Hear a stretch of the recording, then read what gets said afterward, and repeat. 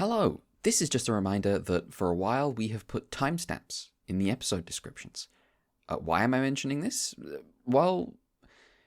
Listen, I'm sorry it takes us 90 minutes to get to Ultraman this week.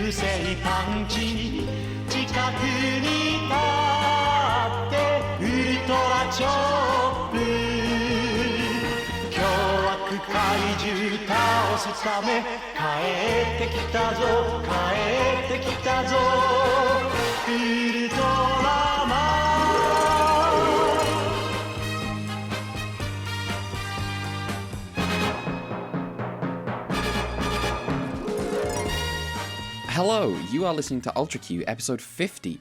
My name is Red. I'm joined by Mel. Now more than ever, fuck them kids. Fuck them kids. Also joining us is Brad. Hello. Just a little tidbit I stumbled on from Japanese Wikipedia. Episodes 31 to 34 were broadcasted the same month, so they were later called November's Masterpieces. Holy shit! Yeah, I also heard, so I'll touch on it. I remember when I was perusing the Ultra Blog DX, and I'll touch on this when I get to we get to the end of the 30s batch, but it did seem that that article, the blog post, did refer to the entire batch of the 30s stretch of episodes as the Autumn Masterpiece series. Oh my god. We are in it. Now here's the thing. I don't know about 32. I mean, sometimes not everything is an escalation. Sometimes yes. It's like an album. Not every song hits, but this is true. I don't listen to albums. This is just what music people say. Also nice. Number 50. We got there. Number 50. Episode 50 of the podcast. We got there. Coming up, Return of Ultraman has some thoughts about children and what should be done about them. Now, before we get into those... Also coming up, I did a lot of research today. Some of it fun, some of it not so fun. I saw you mention something about was it the inspiration for episode 33? Which I'm like, inspiration? Uh-oh. Oh no. Yeah. So That's look forward to that. Look forward to that in an hour and 20 minutes or something. I got a few notes too, because we got some new guy lore. So. Oh, new guy lore. Fantastic. Episode 50, we're pulling out all the stops. I am bringing to the table guy lore for the first time. And a bunch of it too. So fantastic. But also I had to pick my battles, and so I will not bring all the guy lore I could have, because otherwise this would have been a 5-hour podcast probably. Okay. I'm saving stuff people for next week. We've got stuff to look forward to in the future. I mean, I may as well draw it out, especially because once we get to further along in the kaiju shows, it's just gonna be this entire batch of episode was just Toru Naruto doing these kaiju. Mm-hmm. Yeah, and we've got time for that because the podcast isn't ending. unlike many things in the book Stormbringer. Yeah. So, Red. Wow. So here's the thing about Stormbringer, is most of it is fetch quests. And then the last story is... the last story also has a fetch quest, but it's... Well, I guess there's 2 fetch quests in Stormbringer, and one of them is, like, in the first half of the book, and the other one is in the last story. But the one in the last story is really good. And hang on. I'm going about this all the wrong way. So Stormbringer is to lay out the timeline, because everyone on Earth has deliberately made this very confusing for anyone encountering Elric for the first time. I should chime in, because remember last time we talked about this, and I was like, oh, I bought the 6-volume thing that is, like, seemingly the only series of books they made that replicates the publication order. I've since learned I've been lied to, and they started doing it in publication order, and then around halfway through, they went, fuck it. Which means some of my memories of the early chronology of, like, how this was all laid out was wrong. And I have since started actually re-listening to them in publication order. Which I imagine is very annoying because you're book hopping. Yes, I am. I listened, so I am currently 3 short stories deep into listening, as I've done other stuff throughout the week. So that's the Dreaming City, the Dead Gods book, and Stealer of Souls. Stealer of Souls, yes. Two of those are in one book, and one of those is in another, I think. Exactly. Very annoying. Yes, this is all part of a project that Michael Moorcock seems to approve of. I think he's fucking wrong. As much as I like his stories, which is publishing Elric largely in chronological order, or grouping together stories in a way that feels nice. And like this seems, I'm gonna be honest, it seems like it's just people going like, I think I would like it like this. Yeah. There's what, and everyone else is subject to that tyranny. If we're talking about the same 3, I think it's like a 3-book collection of like a bunch of the shit. One of them adds a short story that's like set in the same world but only tangentially related, and calls it a prologue. And it's about as long as the main story it's a prologue to, quote unquote, itself. Is that like related to the Tanelorn stuff? Yes, it's like, I think it's like Duke Aubric or something. Yeah, but To Rescue Tanelorn is also just randomly inserted into one of these like collections to it. It's like, I don't know if we needed to put this here. So I think To Rescue Tanelorn, I've seen this written in different places. I have seen To Rescue Tanelorn listed as not being written around this time, and I've seen To Rescue Tanelorn listed as like being written before Stormbringer, and I'm like, I don't know who to believe. But the guy from To Rescue Tanelorn is in Stormbringer. Yes. So I'm gonna guess To Rescue Tanelorn is written before Stormbringer. But the general point is, there's a series of like 5 or 6 Elric stories, short stories, published in Science Fantasy magazine, and then Michael Moorcock writes 4 stories that he plans as part of like a full novel collection, and publishes them in Science Fantasy magazine. I read in the back of my version of Stormbringer, there are a bunch of like extra material, like there's a lot of art, there's like interviews and like letters between people. Michael Moorcock wrote a letter to someone, I don't know who. The thing does not identify who it's written to, but it's a letter to someone. I wish it identified who it was written to, where he mentions, I didn't know that Science Fantasy magazine was going under. I didn't know that I was publishing Doomed Lord's Passing in the last issue of Science Fantasy magazine. And I'm like, holy shit, that's the coolest thing. That goes so hard. The confluence of fates. The confluence of fates. It's fantastic. So are you happy that Stormbringer asks deep psychological questions like, would you still love me even if I was a worm?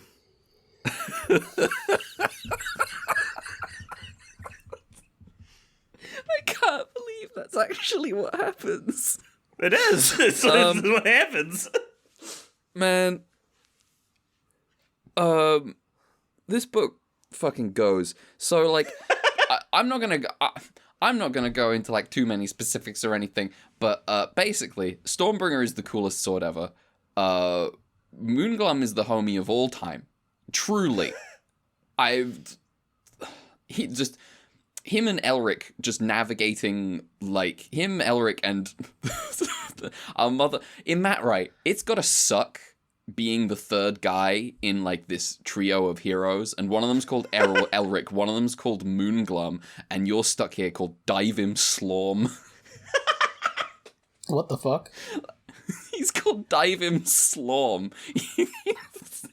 That's his name. He's a regal dude. He's like a whole. He's Melnibonean, which are kind of elves-ish. I realize. You can't say that. Moorcock gets really mad when you call Melniboneans elves. Actually, this is a thing. Okay, well I'm glad he gets mad about it. But they are basically elves. Kind of are. They like the reason that the Eldar in 40k and all the Dark Elves or whatever in 40k, the reason the Dark Elves are the way they are is because of all the descriptions of Melnibonean nightlife. Anyway, this book's about, it's like just sets out, it's just very like, well, this is kind of, we're kind of experiencing Ragnarok here. Elric, you have a very important role to play. Your destiny fucking sucks. I hope you go through with everything you gotta go through. Elric's kind of miserable journey towards the end. The tension of the whole book really is just Moonglum is here. And I'm like, well, I hope Moonglum's okay. There's a reason that when you first brought up you were reading these, one of the very first questions I asked was, have you met Moonglum yet, and how are you feeling about Moonglum?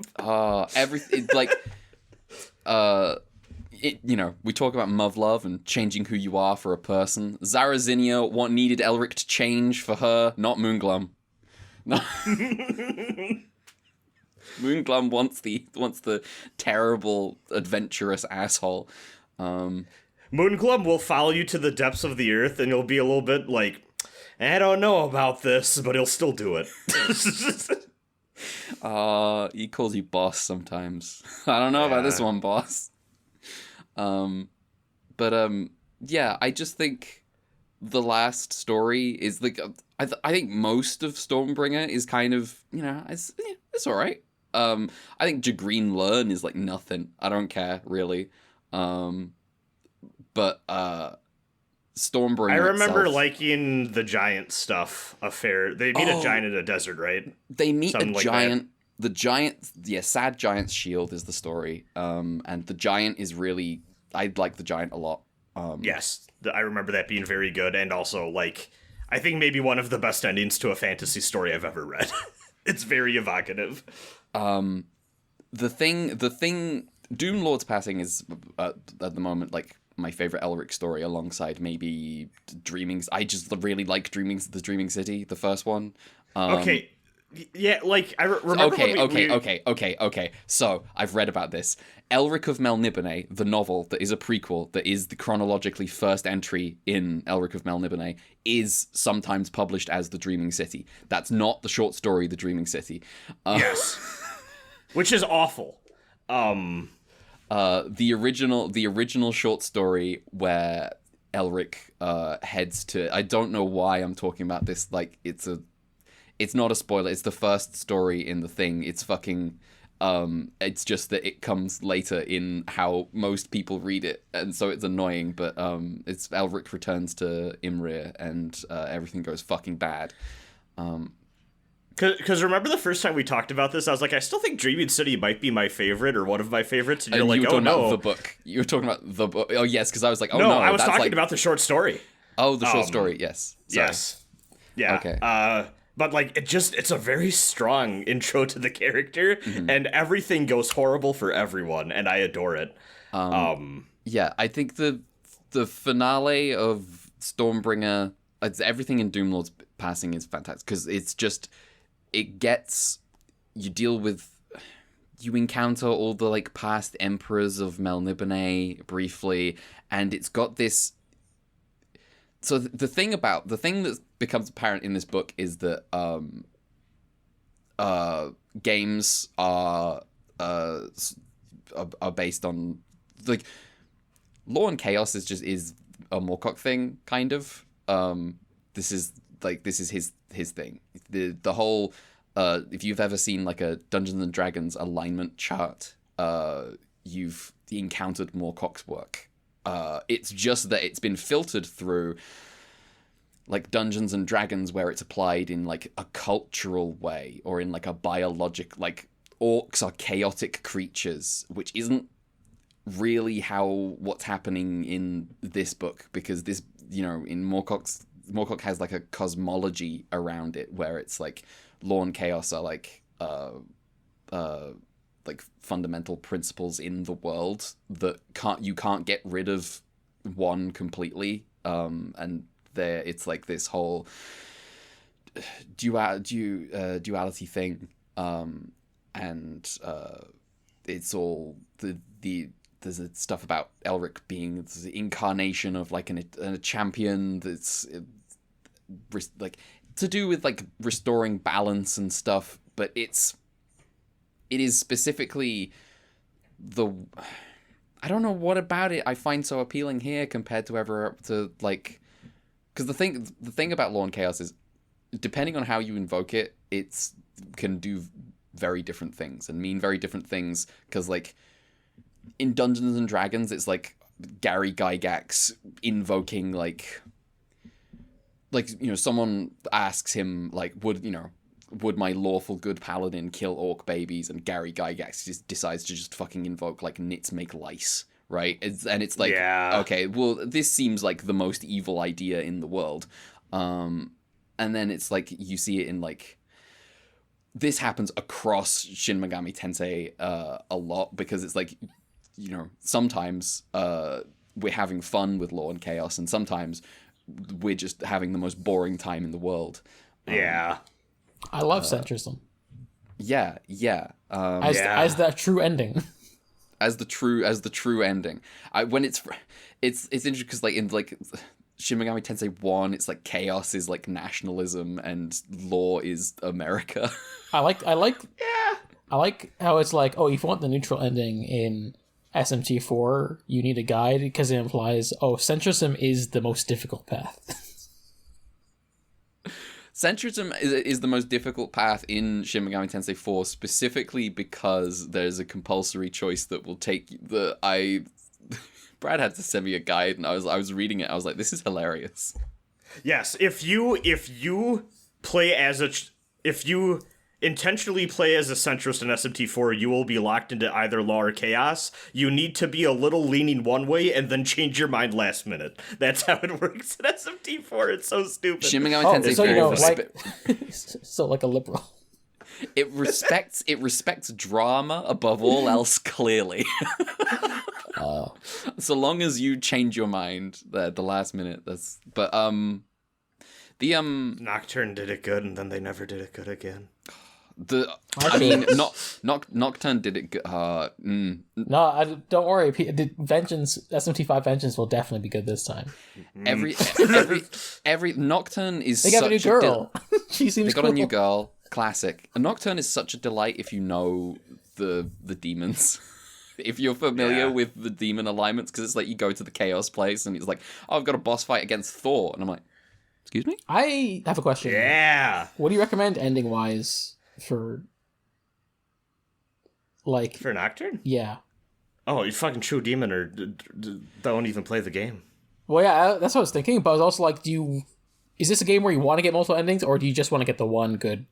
I think not. I think it's worth seeing the like neutral, like what the quote unquote best ending was prior to. They're not substantial. Like the end game is the same, basically the same no matter. It's just like a closing cutscene. Okay, so I can just watch those on YouTube and just you can just you should absolutely watch the not really an ending, but kind of an ending you can New Game Plus on, where you are just not allowed to go into the final dungeon because the game's like, you don't believe in anything. Why the fuck do you think you get to make the new world? Go fuck off. I think they should have done that instead of what they did in SMT4. Yeah. I think they should do that in more games. Just like, yeah.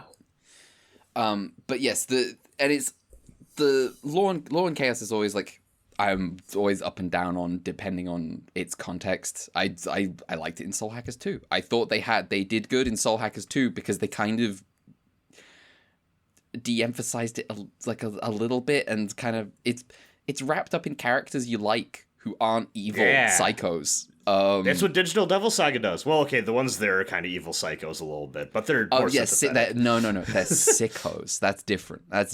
That's fun. Yeah. Yeah, at this point, I think, like, Nocturne and Digital Devil Saga are the SMT games I want to play most, and I guess everything else I'd check out is a toss-up at the moment. But So at least I know someone who's into SMT who could guide me. Yes. Who could that be? I say as I cry looking at the SMT5 Vengeance trailer, like, why did I waste so much of my time on this shit? Why did I waste my money buying SMT5 and then not playing in it for them to release the updated version? Thanks, Atlas. Anyway. Back to Elric. Law and Chaos here is very... like, mortals can align themselves, but you can't. It's all about... First of all, you can't play neutral. You can't do that. You have to pick one. And also, it is this fundamental, like... They are fundamental, like, cosmic forces that cannot eliminate each other, and it's just this quite... I don't know. There's also the shades of the idea that they don't want to eliminate each other because without the other, they kind of lose their own definition. Yeah. So, like, they're encouraged to perpetuate it eternally, which is kind of fun. I think the bit that made it for me was there's a section in the last story where Elric travels to a world because definitional, like, it is kind of revealed as part of this that the world that he lives in is one where chaos is kind of in control, because like Shadow the Hedgehog, like Shadow the Hedgehog, because he's it's all like, well, this world is run on, there's this kind of implication of like this world is run on great man theory because you can do magic, and that's why we had a 10,000 year long like terrible, infinitely terrible empire that you are the last heir of, and that's why, as a result, everything afterwards, the Young Kingdoms, has just been constant, like, warring with each other, and, like, in, like, true, like, the many times China has disunified across history. And it's, like, constant, like, warlords, and it's just this idea that, well, if we tip the balance to law, we'll get rid of a lot of the magic, but maybe the world will be a place where fate has more control, and things can actually progress from here. Because right now it's this idea of like stagnation, as one state has control for too long, and I don't know. It's not. I'm not saying it's like compelling so much as I just think it's evocative. I think it's fun, and in a way that I don't. I look at D&D and I'm like, well, this is garbage. Yeah. I'm having a good time going back through. Like, I think I'm kind of where you're at, where the final story, what's the name again? Is it Doomed Lord's Passing? Yes. Doomed Lord's Passing and I think The Dreaming City are absolutely, in my mind, the two, like, standouts. Revisiting it, while I don't think I like it as much, I did think Dead Gods, the Book of Dead Gods or whatever, was pretty fun. The third story, Stealer of Souls, I can, like, kind of take or leave. But yeah, I'm having a good time so far, revisiting the Elric stuff, which, again, I have not read for... it's been a minute, so... re-listening to them has been a good I think time. the fourth one is the worst one. I think that's Kings in Darkness. I don't like that one. I'll be honest, I don't even remember what happens in that one. So well, he meets Zarazinia, and that's fine. But there's just a bunch of other stuff that I'm just like, this is just some classic like 60s like weird fantasy racism stuff happening. Okay. Yeah. But there's just kind of I've been just getting very like feeling a lot about the ending of Stormbringer, and first of all, the very very end is fantastic, and it's great. It's just fucking, that fucking line is incredible. this is absolutely just like the most metal fantasy in the world. I understand why there's like rock bands do like have like other people that took up the mantle being like, well, we're gonna sing about Elric. Yes. And his weird sword. It's fantastic. I don't know when I'm gonna be going back to Elric, but maybe soon. I don't know. But, don't do what I did and then read like the next few things and be like, well, it's not like Stormbringer, so and then I just fell off. I will right my wrongs. Mm-hmm. I'm gonna read all the way through this time, I think. I don't know. I feel like I've heard that sometimes some of the later stuff I heard is just not that great, but yeah. It happens. He published like, I think what he said was gonna be the last Elric book like 2 years ago.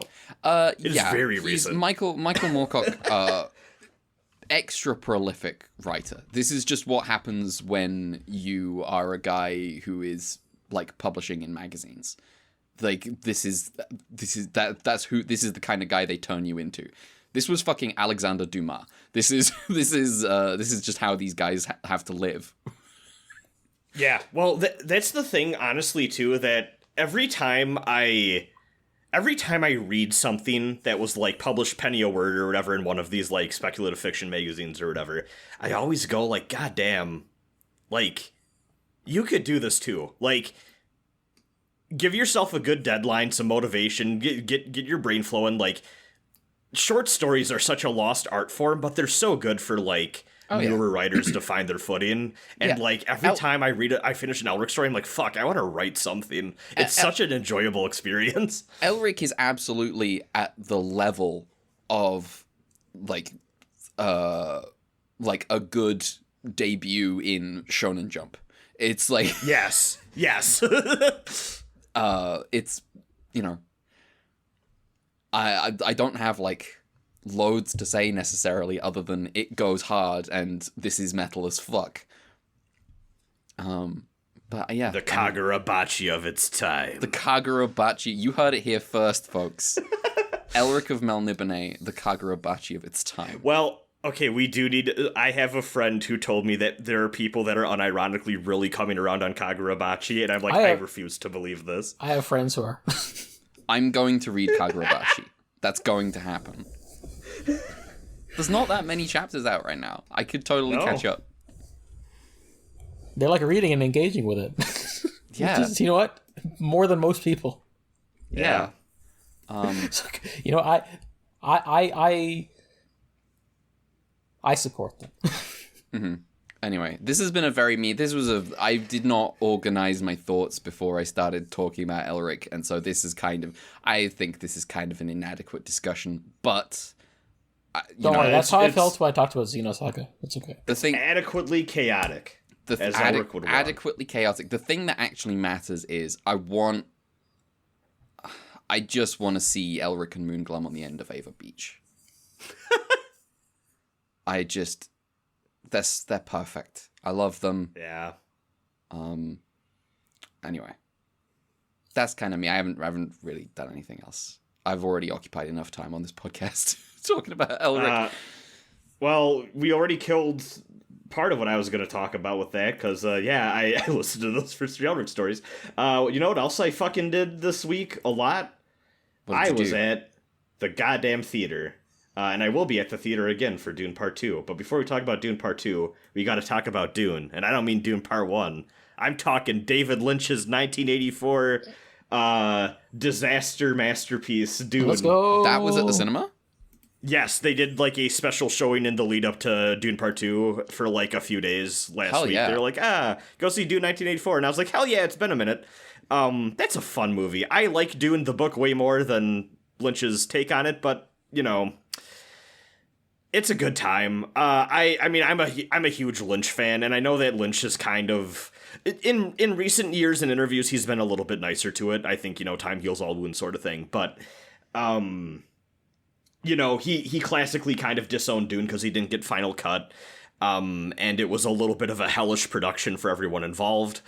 There's a really good documentary. I know Harlan Ellison gets interviewed, or like they pull quotes a lot from that discusses Dune 1984 and kind of how it was made. It's not Jodorowsky's Dune. It's Impressions of Dune. It was on one of the home video releases. It's on YouTube. It's like 40 minutes long, and it's just a very good little like bonus like side material thing that I recommend if you're a fan of the 1984 movie, and puts a lot of things into perspective. But yeah, that first honestly, it adapts the first book of the or I guess the first part of the 3-part Dune novel pretty well, I'd say. Like, it's reasonable what cuts they make and what they're focusing on. Has a very good sense of, you know, aesthetic to it. Some very wonderful visual flair. And that documentary talks a little bit about how they went for specifically like a very anachronistic look where there's like old school style telephones combined with like more retro futuristic looking stuff and some sleeker modern designs. And it's just a very evocative mishmash that looks really good on the big screen. This is what happens when you got to do the Butlerian jihad. Yes. Yeah. Yes. I definitely like that the 84 movie goes bolder with its aesthetic than like Dennis's movie. Yeah, I feel like the new duology, I think it's serviceable, but I do wish they went a little more out there with it. It feels like sanitized to 2020s modern sci-fi, just like that. I don't see. My thing is, I feel like they went for a very intentional, like, brutal, like, grounded approach to a lot of the hardware in those movies, in part because they were like, oh, well, like, this would make sense on, like, a desert world. But I also feel like there's other areas where I wish they had just a little bit more visual flair to things, like the ship designs and some other aspects. I guess when I think about it, like, the other planets aren't as, like, you know, boring looking. So I guess, yeah, that's a good point. The desert environment justifies maybe more. In their mind, at least. Yeah, I still think, like, some of the costuming and, again, yeah, like, some of the tech could be a little more memorable in its design, but, I don't know. I do like the new Dune movies quite well. Yeah. I haven't seen the second one yet, but I like the first one a fair bit. I should get to the second one when it comes out. I didn't know it was coming out, like, tomorrow, basically. But, yeah, it's next week. But yeah, there's a point where the 1984 movie... Honestly, it's funnily enough, it's about where the Dune Part 1 ends.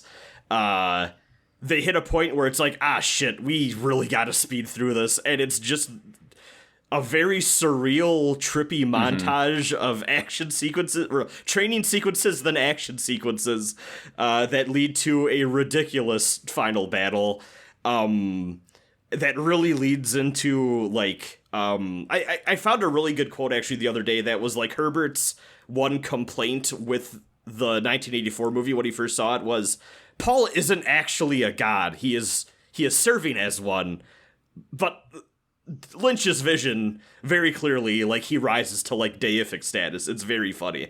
But yeah, it's such a treat. The thing about the new. The thing about I keep thinking about with the new Dune movies is my friend was talking about how, you know, he liked the first movie but it didn't really end, so he's looking forward to the second movie, and I was like, buddy, I got bad news about the first Dune book. Yeah. The book still remains it's greatest. So funny how the first movie of Dennis's one ends literally with a line, "This is only the beginning." Does it? Holy shit! Oh no, yes, I do remember this because I remember the F91 posting. Yes. Yes. It's the book still is the only place where I feel like you really get all the fine detail and nuance of the political intrigue and shit that I really like out of Dune personally. Yeah, and unlike the new movies, they don't replace Arabic with a completely made up language just because. Yeah. That's not great. Frank Herbert, a man so weird he accidentally made really good books. Yeah. Yeah.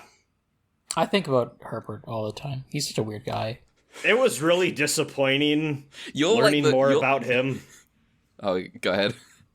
Oh, after reading this book, I mean, like, holy shit, like, what a richly well put together world that's very thoughtful about its political situation. Just like takes a very like interesting historical materialist stance on how all of the resources are moving here, the economic forces at play, and how people use that to exploit others and make power plays. And then I read more about Herbert, and I'm just like, oh, you stumbled onto a lot of this because you.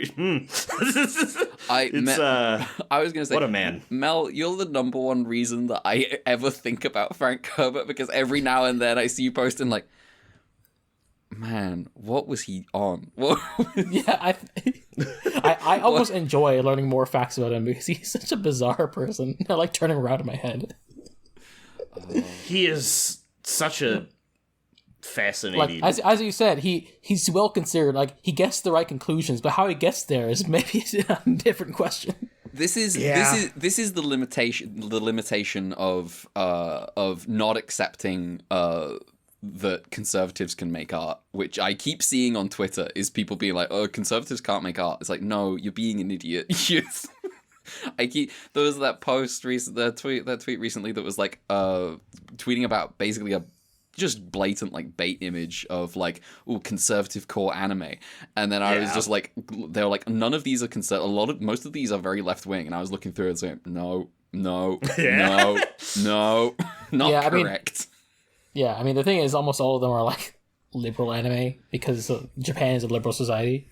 Asterisks. It's just once you accept that right wingers can make art, you can start to enjoy them being fucking odd. Yeah, I will continue to enjoy Dune while also in the back of my mind being like, Jesus Christ, this guy has some fucking opinions on gay people, including his gay son. I didn't know that. Damn. Yes. Is his gay son the one in charge of the books now? Yes. That's hilarious. You know what? I heard those books are terrible, but I also think this is probably the funniest possible outcome for that. It's a very weird situation, and like he's gone on record saying like how that made him feel. Like it's weird. It's very fucking weird. It is the funniest thing in the world that his impetus for writing Paul Atreides as like a warning for like demagogues and like the white savior is because he was afraid of the popularity of JFK, and then he became a Reagan guy. So yeah. And like Paul is one of my favorite, I think, like fictional characters at this point too. Like I love Dune the Messiah. I would put it maybe in my top 10 books. It is one of the best books, I think, in the series. Yeah. I need to give the rest of that original Frank Herbert cycle a go, but Messiah is currently my favorite, I'd say. But like, yeah, at the same time, it's like, to get to the stuff I like about Paul, the book does also really want you to just buy all in on like, yes, eugenics is super real and super works, which is, and eugenics is very real, and we're doing it, and we're gonna get funky with it. Look forward to the fucking weird shit in Heretics in Chapter House. Every time anyone, given that I have only read the original book, every time anyone talks about Duncan Idaho outside, like as a character, I'm like, who? That guy? You don't understand. You really don't understand. The only thing I know about post-Dune Duncan is that basically right after that scene we see in the first book ended, everyone in that hallway went, man, this guy was sick, we should fucking clone him. Which I think is very funny. He was sick, is the thing. He was sick. Sometimes you're just so cool. And then the thing I'll say over and over again, the cinematic parallels between Duncan, Idaho, and Madoka Kaname. Oh, hell yeah. Hell yeah. Actually, I have one last note on Dune. So, overall, I still think the book basically does everything better than, like, either of the movies. I will say, I do think Lynch's take on the Harkonnens are my favorite. And I say that as someone who I think the weakest part of Dune is the Harkonnens, where it's like, wow, all this rich world building and political intrigue, and then the bad guy is a guy named Vladimir who is a pedophile, and I'm like, okay, this feels a little... Yeah, and he's fat, and he's so fat he has to use an anti-grav belt. And he's super duper fat and gross and gluttonous, and it's like, I feel like you just fucking gave up when you got to this part. I think Lynch at least has a little bit more fun with him, and also I feel remiss that I'm slipping on the actor's name right now, but he's just chewing on the scenery in the scenes that he's in Lynch is doing. So I thought that was fun. You know what else I saw in theaters that I have much less to talk about, and actually, well, good thing I have much less to talk about because Mel also saw I also saw it in theaters. We went and saw the theatrical showing of Final Fantasy VII Advent Children Complete. Damn. We sure did. Before we start, did you see, was it Japanese or English?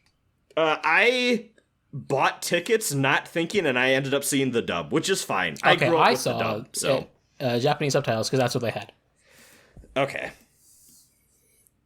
I think mine had, like, there were, like, 2 screenings, which I discovered those are dub titles, and it showed sometimes. Oh, okay.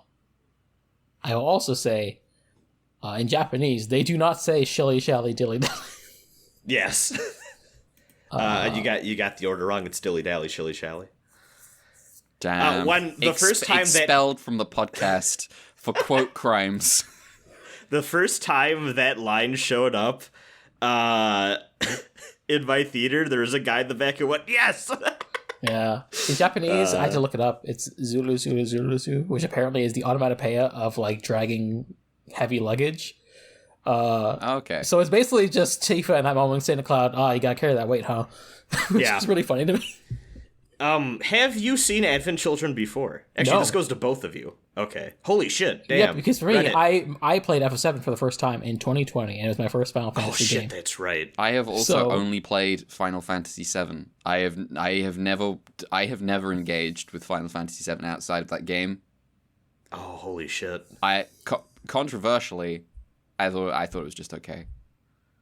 Damn. I like 7. 7's good. I think it's a game where I play it and I'm like, yeah, I get it. I get why people were like this about this game. It's probably still my second favorite Final Fantasy game. It's in my upper echelon, I would say. Anyway, maybe not top 5. Advent Children, from what I've heard, kind of very little to do with actual Final Fantasy VII. Yeah, it's very silly. It is people wanting to make really cool fight scenes in the world of Final Fantasy VII. Well, yeah, so the most I know about Final Fantasy VII is through just the fact that Monty Ohm just wanted to make Advent Children over and over again. Yes. And Advent Children choreography would continue to be a major influence, and I'd say basically every, like, big budget Square Enix, like, production moving forward. Like, you could still feel and see shades of Advent Children fight scenes all across their entire body of work, I would argue. And, for a reason, it's sick. The fight scenes do look sick. The story itself is pretty terrible, I would actually say, but goddamn, these fights are cool. I went in for the meme. And feel like I came out with, like, more complex impressions than I thought. Ooh, interesting. Because I was like, there's a degree to which I feel like, because of Advent Children and FF7 being in the zeitgeist, I got, like, I heard opinions of it over the years, and like, this movie is dumb and stupid and terrible, and to a degree it is. It's like definitely going hard into the lore. It's like an unnecessary sequel plot wise, especially because I like the way FF7 ends. I think it's a good ending. Yes, and it stomps all over it. It is so funny the way the movie opens with that ending cutscene and then goes 498 years earlier. Yup. And then and then after that goes 2 weeks earlier. What? Yeah. Yes. What? Yep. That's not what? Yes. What? Wait, no. Aren't the characters of Final Fantasy beautiful. VII in this movie? Yes. Yes. As in, is it 400? The ending cutscene. Oh, wait. Yeah. Hold on. The ending cutscene of Final Fantasy VII is like happening like right then, isn't it? No, it's not. No, Is it not? It's the No, post credits one. it's like centuries later. Yeah. Oh, there's a post credit. I Yeah, don't remember this. That's okay. The pups looking at the overgrown ruins. I think maybe I didn't watch this. Yo, let's go. Nice. Okay. But yeah, and it does feel like I heard people say like, oh yeah, this movie doesn't understand the characters, and it's dumb. And I'm like, to some degree, I do feel it. I do feel like it does the thing a lot of like sequels do, where they take something that potentially had like an actual message, perhaps a more radical message, and makes it more centrist.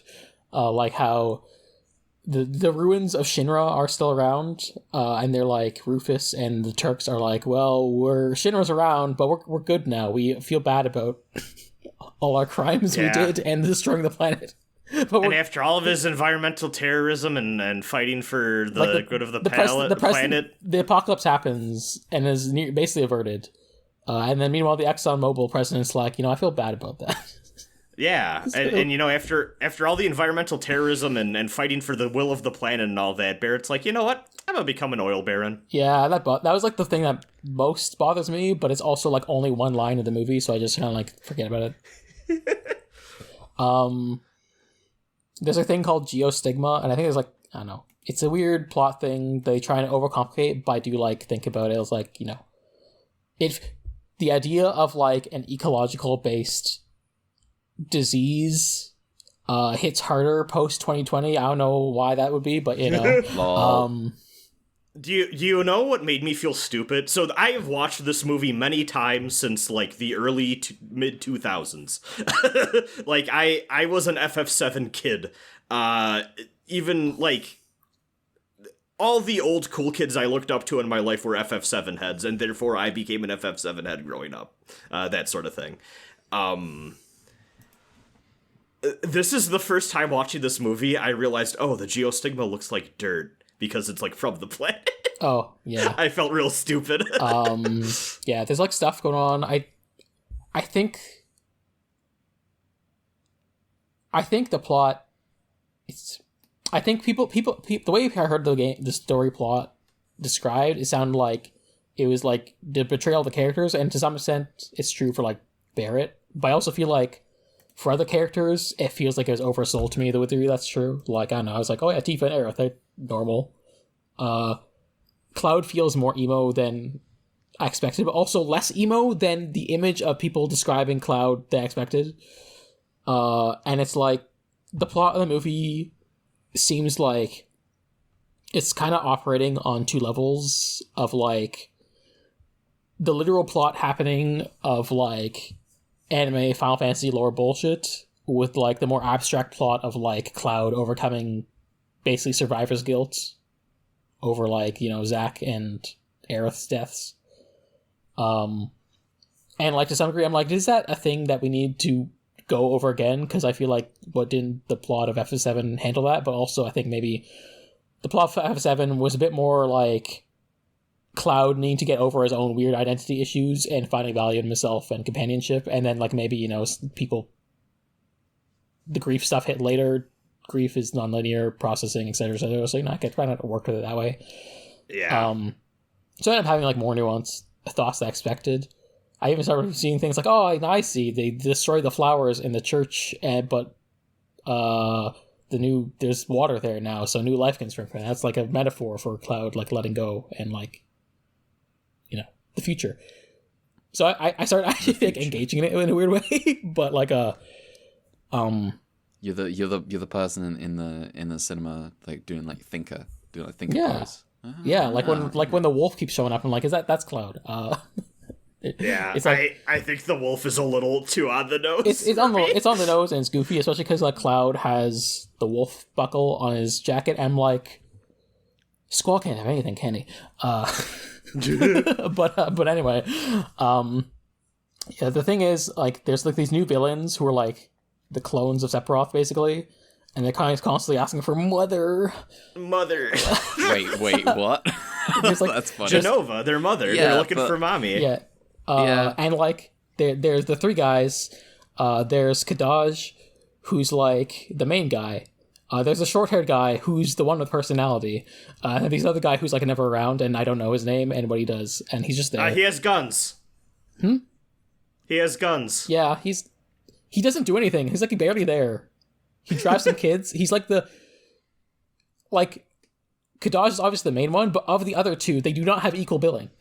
Absolutely not. None of the strike is coded. The guy who punches has a cool fight scene with Tifa, and then in the motorcycle scene at the end of the movie, he punches the ground and throws his motorcycle with his legs at Cloud, and it's one of the sickest scenes I've seen, up until the point where Cloud bisects it, because of course it's cool. Yeah. But yeah, when I was thinking just like Destruct the movie is like a sequel that feels tonally and like thematically out of place to some degree with the original work. But and also just like, here's some new guys, they're showing up with some lore to set off the plot. I'm like, I was hit with a feeling that people are not normal about this movie, and I feel like to some degree this movie is more normal than people give it credit for, because to some effect this is literally just an anime movie. This is just a Toku movie. Yeah, this is a Toku movie. This is your V Cinemas. This is your sequel OVA. Yeah. This is Endless Waltz. Endless Waltz is this is just the Endless Waltz of Final Fantasy VII. That is my spicy take. I see.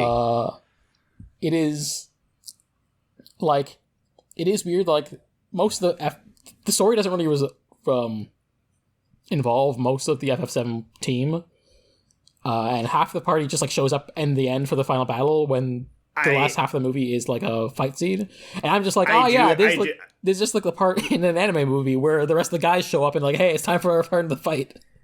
I do think that is partially my issue with this movie, is that, kind of like you talked about, like, this movie has two emotional threads running through it, which is, Cloud, you need to let go of your grief, and also, Cloud, you need to let other people into your life even when you're going through hard times and you don't want to burden people with your bullshit. And I do feel like the focus on Cloud, Tifa, and Sephiroth, and I guess Vincent shows up for a little bit of kind words here and Vincent there. with his stupid-ass long-toed boots. Has the funniest line in the movie, by the way, where someone chastises him for not having a cell phone, and then he shows up for an action scene in the middle of the city later, and he goes, does anyone know where I can buy a cell phone? Yeah, by the way, this movie, extremely mid-2000s, the way they're just like, yeah, everyone has a flip phone now, and it's very, like, foregrounded. The opening part of the movie is how just like Cloud does not call anyone on his phone, but he will listen to the voicemail because he's just a fucking weirdo. Yeah, I feel like the way that the rest of the cast like kind of falls to the wayside, while one of the core themes of the movie is like, Cloud, you need to like learn that it's okay to have these bonds and you're not being a burden on people even when you're going through tough times, has never really sat super great with me. And I do think it's extremely funny how they still want the Cloud versus Sephiroth duel. Yeah. So you have to get Tifa explaining to you at the end, no, you never understand. We, in the 2 years since Final Fantasy VII, we all got lazy and uncool. Cloud never stopped fighting, so he's the one who has to do this. He has to do it alone. He's fighting now. Yeah, it's very funny. Yeah, it's goofy. You know what? I will say, not having the rest of the cast is a bit weaker, but also my favorite character is Barrett, and if he was suddenly in the movie as an oil baron, I'd be upset. So you know what? I'm okay actually that they didn't bastardize my favorite character too much on screen. You just don't have to think about him. Yeah, I don't have to think about it. when he shows up, he doesn't talk about oil. He's there with his daughter. He does cool things with his gun, and it's good. And you know, I can even see like the Sephiroth fight is like also working on the two levels of like the literal and the abstract, where it's like, yeah, they come up with a bullshit lore reason for why Sephiroth is here now, but also the main thing is the fight is kind of like in Cloud's mind as much as in the real world. And I think that's neat, even though I think like it being in his mind is cooler than whatever the dumb lore reason they have to he's back now. I will say that when when the transformation with Kadaj turns into Sephiroth happens and Cloud clashes the sword from above for the first time, and then the one-winged angel starts playing, I just snorted out loud. I was like, fuck off, in my head, because I'm like, come the fuck on. See, my 13-year-old brain is like, that's one of the coolest parts of the movie. Yeah. There's this guy called Denzel. He exists, but whatever. He's just, you know, he's like the OVA original, the movie original kid. Like, he's the movie kid that the Kamen Rider friends becomes. He fills that role. You know, it's a role you've seen. Most of the movie is cool fights. I'm looking at this kid. He looks like he's generic. Classic the entire last 40 minutes of the movie is just like one protracted fight scene, and I was just like, all issues I have with the plot aside, this is one of the sickest things I've seen, so I am grinning into ear watching this. Nice. And yeah, I just, you know, I actually had a good time watching it, which I didn't expect, because most of it is just cool bullshit. It's a fun ride. Also, it is worth noting that for the longest time, this movie was much more incomprehensible without the complete stuff. Complete adds a lot of scenes. Yeah, I wasn't sure what the differences between complete and theatrical were. It actually came up in when I was listening to Castle Super Beast the other week. But you know, that's Pat's opinion. Well, the difference is one of them doesn't have Gerard Way. I actually didn't stay in the theater for the entire time because I know it was Gerard Way. I was just like, do I just want to sit in the theater? Yeah. It's fine. Oh, damn. It is Toku cool to just have Cloud riding the motorcycle. That reminds me of the Hider ending, but anyway. Yeah, basically all the Denzel stuff is like, it's much more fleshed out than it was in the original. The one complete, I mostly prefer complete to the original. The original is honestly probably a little bit better paced. Or at the very least plays to the movie's strengths more. The one part where complete, I feel like maybe I kind of roll my eyes that I felt the need to kind of do this, is that in the final battle, Cloud gets a voice inside of his head, pep talk from a deceased character so that he gets the strength to do his ultimate cool super final move. And I think it just completely kills the momentum of what that fight was. Whereas in the original, it's much faster paced, and it's kind of just a flash of like, quick little cuts to all of the people and all of the memories he has that he loves or whatever. And then he makes his big, bold statement and does his final move. And they just completely kill the pacing of it to like have a conversation that I do not think actually adds all that much in the final battle. So yeah. And the children's a fun time. Yeah. I don't think it's a good story, but it's a fun time. Yeah, there's a degree to which I was like, I don't know if they should have made this, but I am enjoying myself. It does feel like, I feel like I've been using this expression a lot lately, but it feels like a victory lap. It's like, fuck yeah, we made the most popular goddamn thing on planet Earth. Let's make a big, huge action movie about it, too. Mm-hmm. All right. Yeah. Advent Children. And I think that's mostly what I've been playing Tekken 8. I got to the yellow ranks. Nice. Game's hard, but I'm learning. I'm having a good time. It's only as hard as other people make it for you. Yeah. Which is very. Yeah. Unfortunately. Rain is fun. I'm having a good time learning Rain is still. Nice. Yeah. I love her move saying, where you just roll on the ground and then kick them. That is good. Oh, that's people keep saying Reyna's like kind of like one of the simpler characters for the thing, and I'm like, really? How complex are real Tekken characters? What? I feel like I'm gonna die. Yeah, that's how Tekken be. Reyna's in a weird spot where she is the obvious, like, hey, pick her if you're new. Like, she's a good gateway character for our new entry sort of thing, like, made with the new systems in mind. But she also has a lot of fucked up shit because she is a Mishima character, including frame-perfect inputs that you really need to practice and get down if you really want to, like, get the most out of her. But compared to, like, Kazuya... or Heihachi, who she's kind of replacing, she is much toned down. It's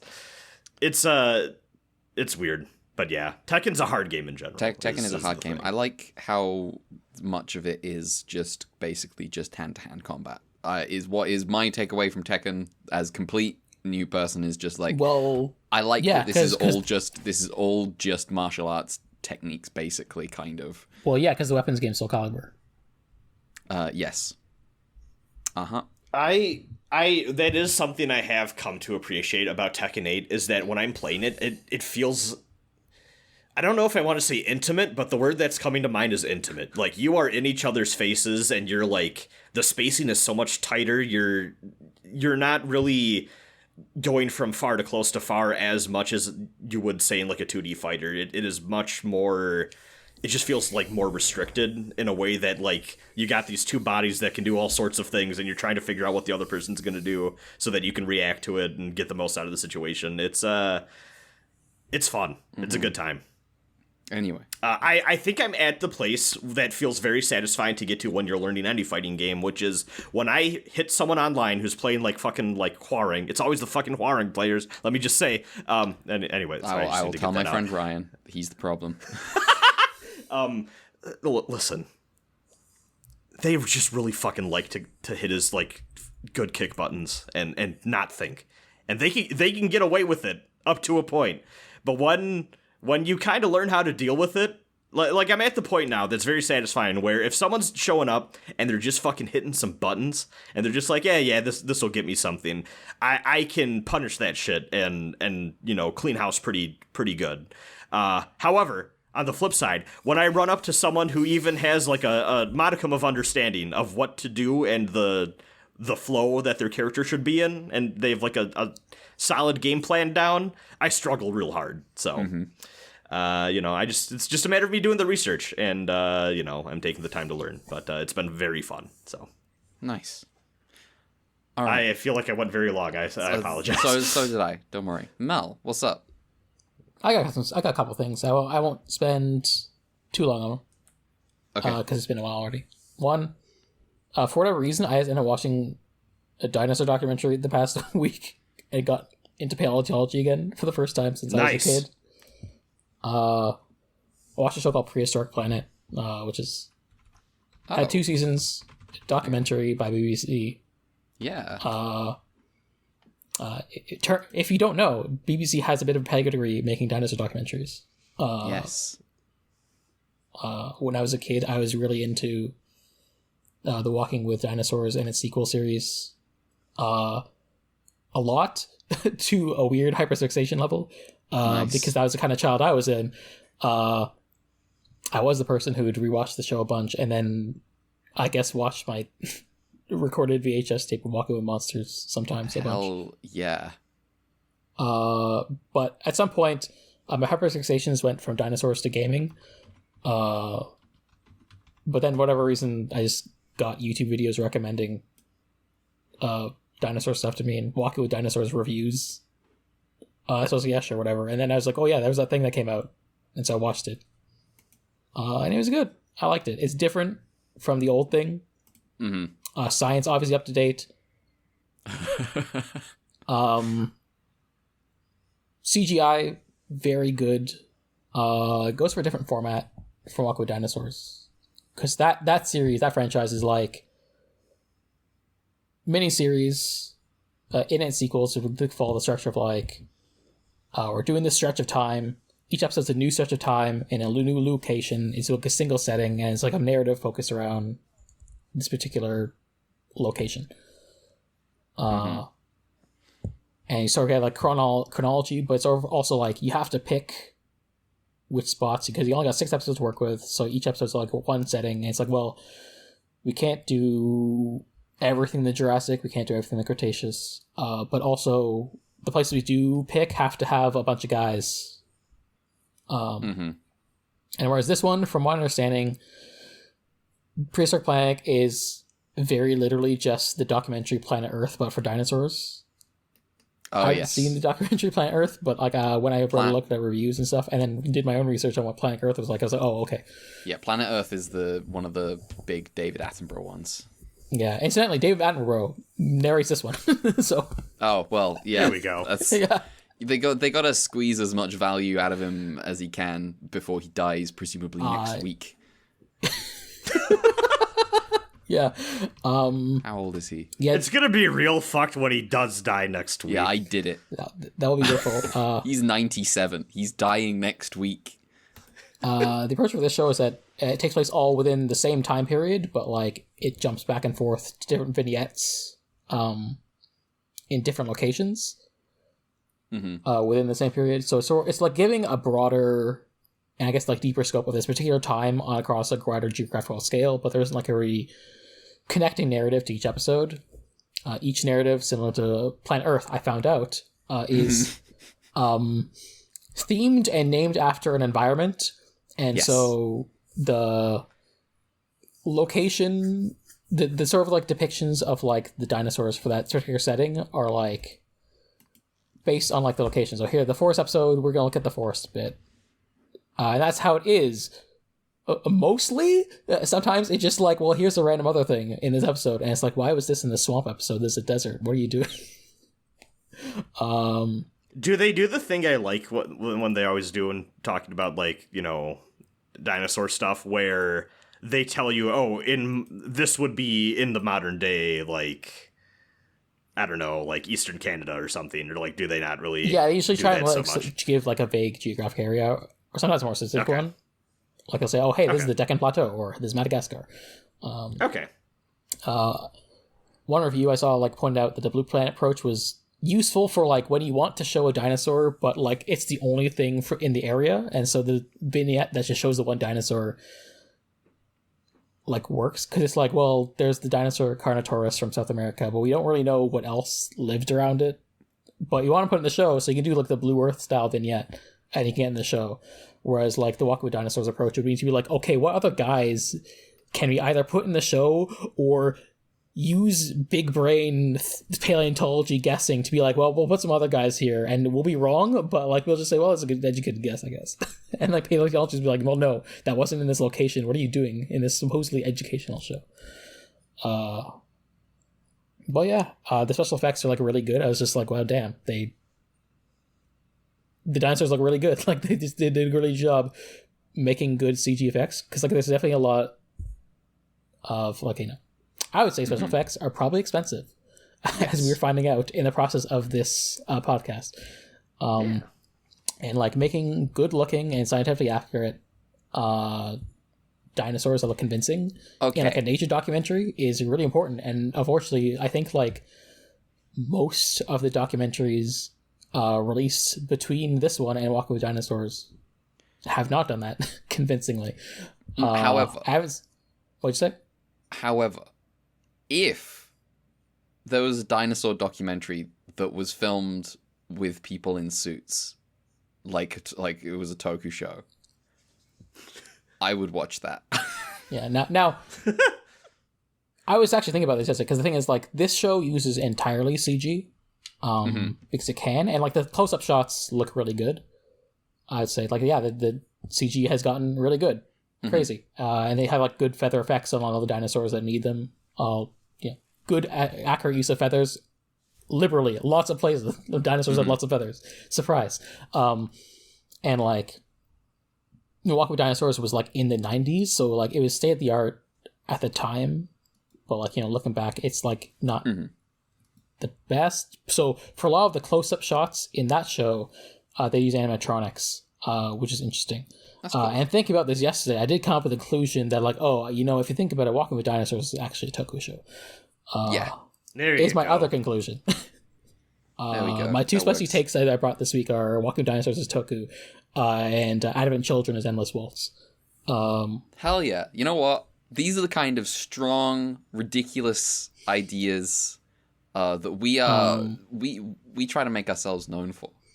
And the thing is, I think, like, I feel You're like on not one wrong. level I'm shitposting, but on the other hand I'm correct because it's like, yeah, they're using special effects. They're like, they have people in the set crew like doing things to the environment to like make it look convincing until they can put the CG animal on top. And then when the Walking With case, they use like animatronics, like actual props to try and make an animal look realistic when like a close-up shot of a CG animal wouldn't do it. And so I'm just like, yeah, it's in the style of a documentary, but it's a Toku show, and I think that's fun. So the other thing about the thing that I have to add to this is David Attenborough context for the other way that this is similar to Planet Earth is obviously David Attenborough can't be going out and filming with dinosaurs. No, not like Nigel Marvin. No, I was going to bring up Prehistoric Park. And like, is Nigel Marvin also the guy from Walking with Dinosaurs? So Walking with Dinosaurs had a spin-off called Chased by Dinosaurs and Chased by Sea Monsters, yes. which was Yeah, had that Nigel was- Marvin in it. that was He Nigel time Marvin. traveling. Yeah, And then he they were also- like, after that, the same team did Prehistoric Park, but like Prehistoric Park, from my understanding, it's ITV, so it's a rival TV studio. Yes, it is. So It is the third. It is. It's not Channel 3, but it is Channel 3. It goes BBC, BBC 2, ITV, Channel 4, Channel 5, Okay. and then etc. Yeah, so like I've seen, I was younger when I watched them, but yeah, I've seen Chased by Dinosaurs and Prehistoric Park, so like I am familiar with Nigel Marvin through his dinosaur adventures. Oh, that's perfect. That's perfect. Yeah, I remember watching Prehistoric Park. Damn. But yes, the thing about this is the other thing with Planet Earth is it's not like a lot of other previous David Attenborough shows where he was out around the world filming with animals, and with bugs and stuff. Planet Earth is, I would guess, is arranged the way it is in terms of like themed by environment, specifically because David Attenborough is not really out there doing it. He's like in a studio afterwards, George Lucasing it. Yeah. And like he's absolutely doing that here. I don't know if he's like necessarily the dinosaur guy. They just got him because he's a nature documentary guy. Oh yeah, he's just like a good voice for it. He's like I appreciate them putting the institution. effort. Like I appreciate them putting the effort to like make it like a documentary. Which it's cool. It's like docu-fiction, but it's like neat. It's interesting to me that you can make a documentary. You can deliberately make a documentary in the Planet Earth style. When to me, the Planet Earth style is we make this because David Attenborough is too old to ship out to a foreign country. Yeah, and like that's why I think a lot like. Here's a good effect. Like here's a Velociraptor. It's pretty cool. Looks good. Ooh, Ooh. that's nice. Yeah, it's got the feathers and everything. Yeah, it's like really cool. That's neat. Mm-hmm. I never had a dinosaur phase as a kid, but it's never too late. Yeah, It's look at this. Look. I got good news about the next time for one of the next week's Ultraman. Yeah, I for a reason just True. yesterday, I was just like felt weirdly in a weird headspace and just kind of just like fixated on like paleontology stuff, just like putting the info in my brain that I missed out on for a long time. Check out this fucker too.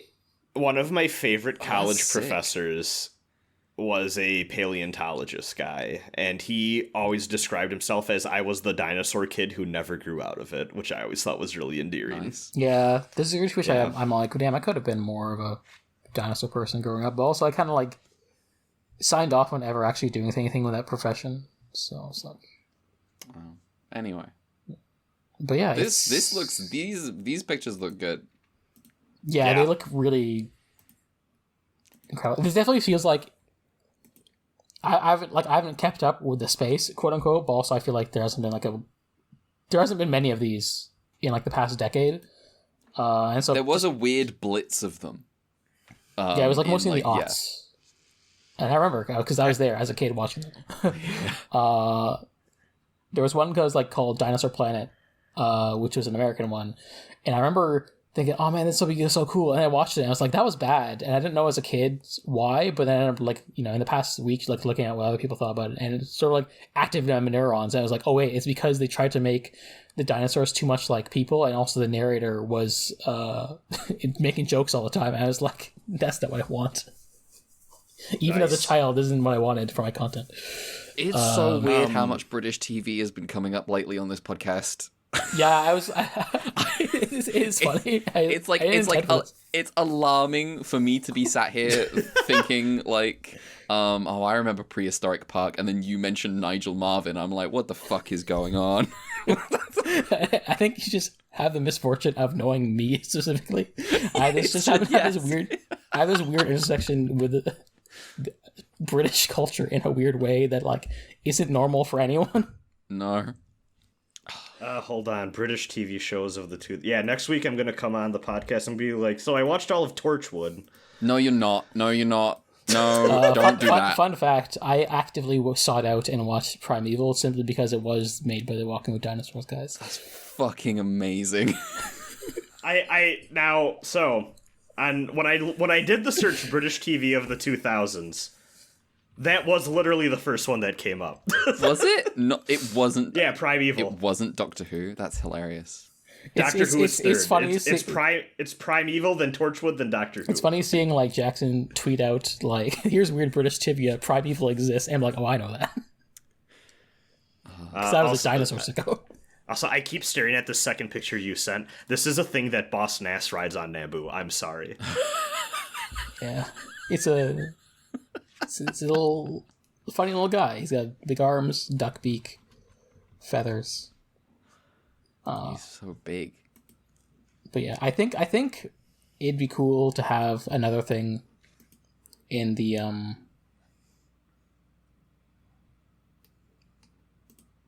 walking with a narrative style. But also, you know, these shows are hard to make. Like, they're expensive. Yeah, especially. It looks like they spent all their fucking money on it. Yeah, and like all the money they didn't spend on like the CG dinosaurs, they had to spend on filming these locations. So you know, it's like, you know, it's a Toku show, but it's not like filming. You'd think with spending this much money on this, they could make Doctor Who look cheaper again. That would be nice. I was curious, and I was like, did Herzog ever make a dinosaur documentary? He did in 2012. Ooh, nice. It's called Dinotasia. Oh, I haven't heard of that one. Is that good or bad? It's a rough Rotten Tomatoes rating, apparently. Okay. I assume it's bad. Probably. I'll watch anything Herzog, though. All right. Oh, he didn't direct it, he just narrated it, never mind. Okay. That explains it. Yeah. I was like, why haven't I heard of this? Okay, so I'll leave the dinosaurs behind for now, much like the Earth itself. Yep. That's a lie. Birds exist. Anyway. Other than that, I won't get too deep in this because it is a show that just ended. I just finished KingOhger this morning. Sentai this year is over. Nice. Overall, I think it's a good show. It's cool, fresh, doing cool things with the formula. The second half of the show was basically a second season 2, which is funny. New villain. Interesting to have like the show basically. The first half of the show is basically like both like Gira, the Red Ranger's path to becoming a king. Also technically true of the White Ranger, Jeremy, who's also the narrator, which is continues to be funny. I forgot there was a guy named Jeremy. Yeah, Jeremy, the spider guy. Who's also the narrator. Picking on the boy. But then the first half of the show is basically like the first arc is like Gira becomes king, Jeremy also becomes king. So you got 6 kings, they're all kings, and then the time skip happens, and like it's a bunch of like guys who are like gods from space come and like, yeah, we like fucking up with planets. We're gonna fuck with the Bjors, and y'all gonna die. It's gonna be funny. And that's the the plot is dealing with these assholes who just want to kill people for fun. And it creates a weird dynamic where somehow it's like, oh, now it's the story of the kings who are somehow rebels in a way, and like they have to take back the kingdoms in some arcs, and there's character stuff. And it's cool and it's fun. It is a bit of a weird show to think about if you think too much about the values, because this is the show about monarchy and what it means to be a good king. But ultimately it does like try and go with the side of like, well, yeah, if you're a king is like, oh, it's people, and if these people aren't there, then it doesn't matter.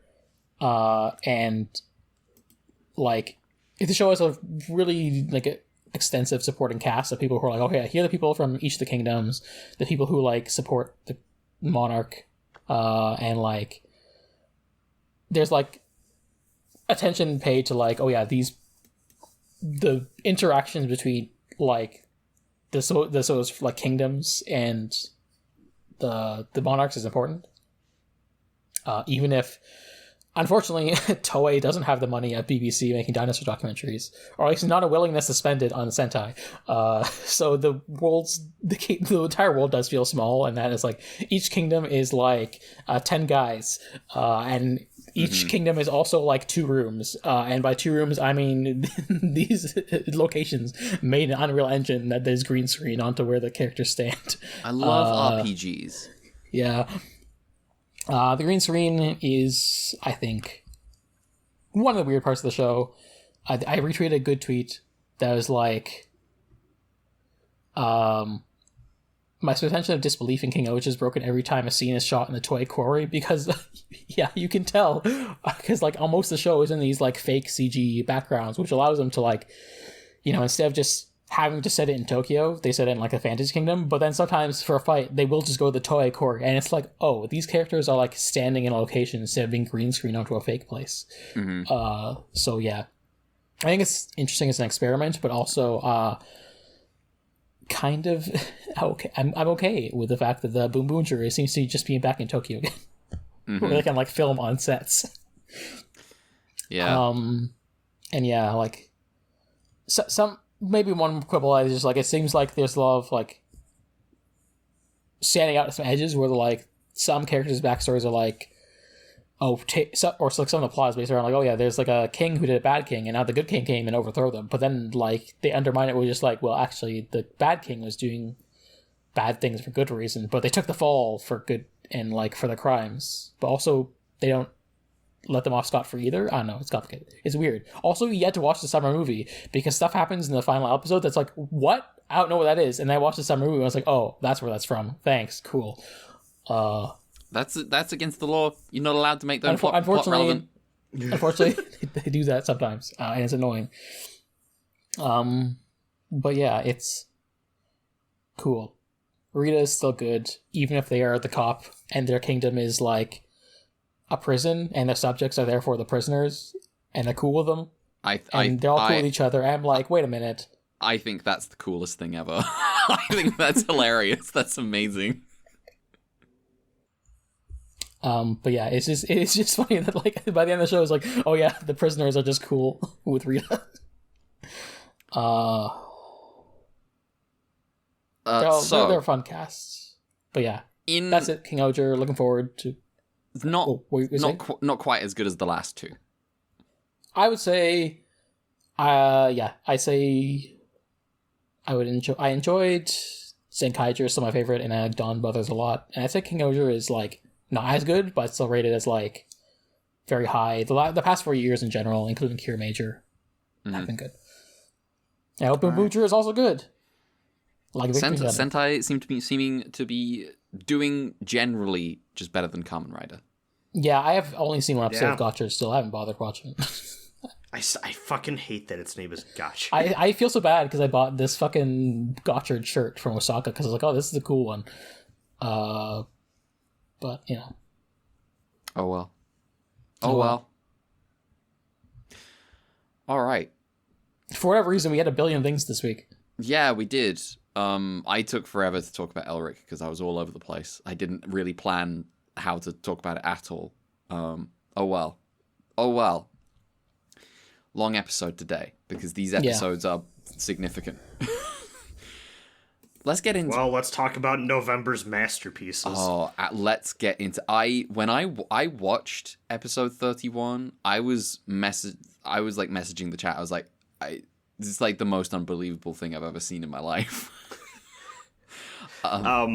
Yeah. My finger may have slipped over a spoilered video Mel posted of, "Boss, you killed a child. That's why you're the best boss." And I went, "What the fuck happens in episode 31?" And then I went to watch it right away. Let me tell you what the fuck happens in episode 31, which, according to me, is called "In Between a Devil and Angel." In Between Devil and Angel, Featuring decoy monster Pluma. Captain I always thought you were Ibuki's going to say daughter. Deco Octopus. Decoy octopus. Okay. Yeah, from Metal Gear. Oh, I see. That thing Red loves and knows all about. Yeah, the thing Red has played. Yeah, I know all about Metal Gear. Captain Ibuki's daughter, Minako, visits the base with her friend, a deaf boy named Teruo.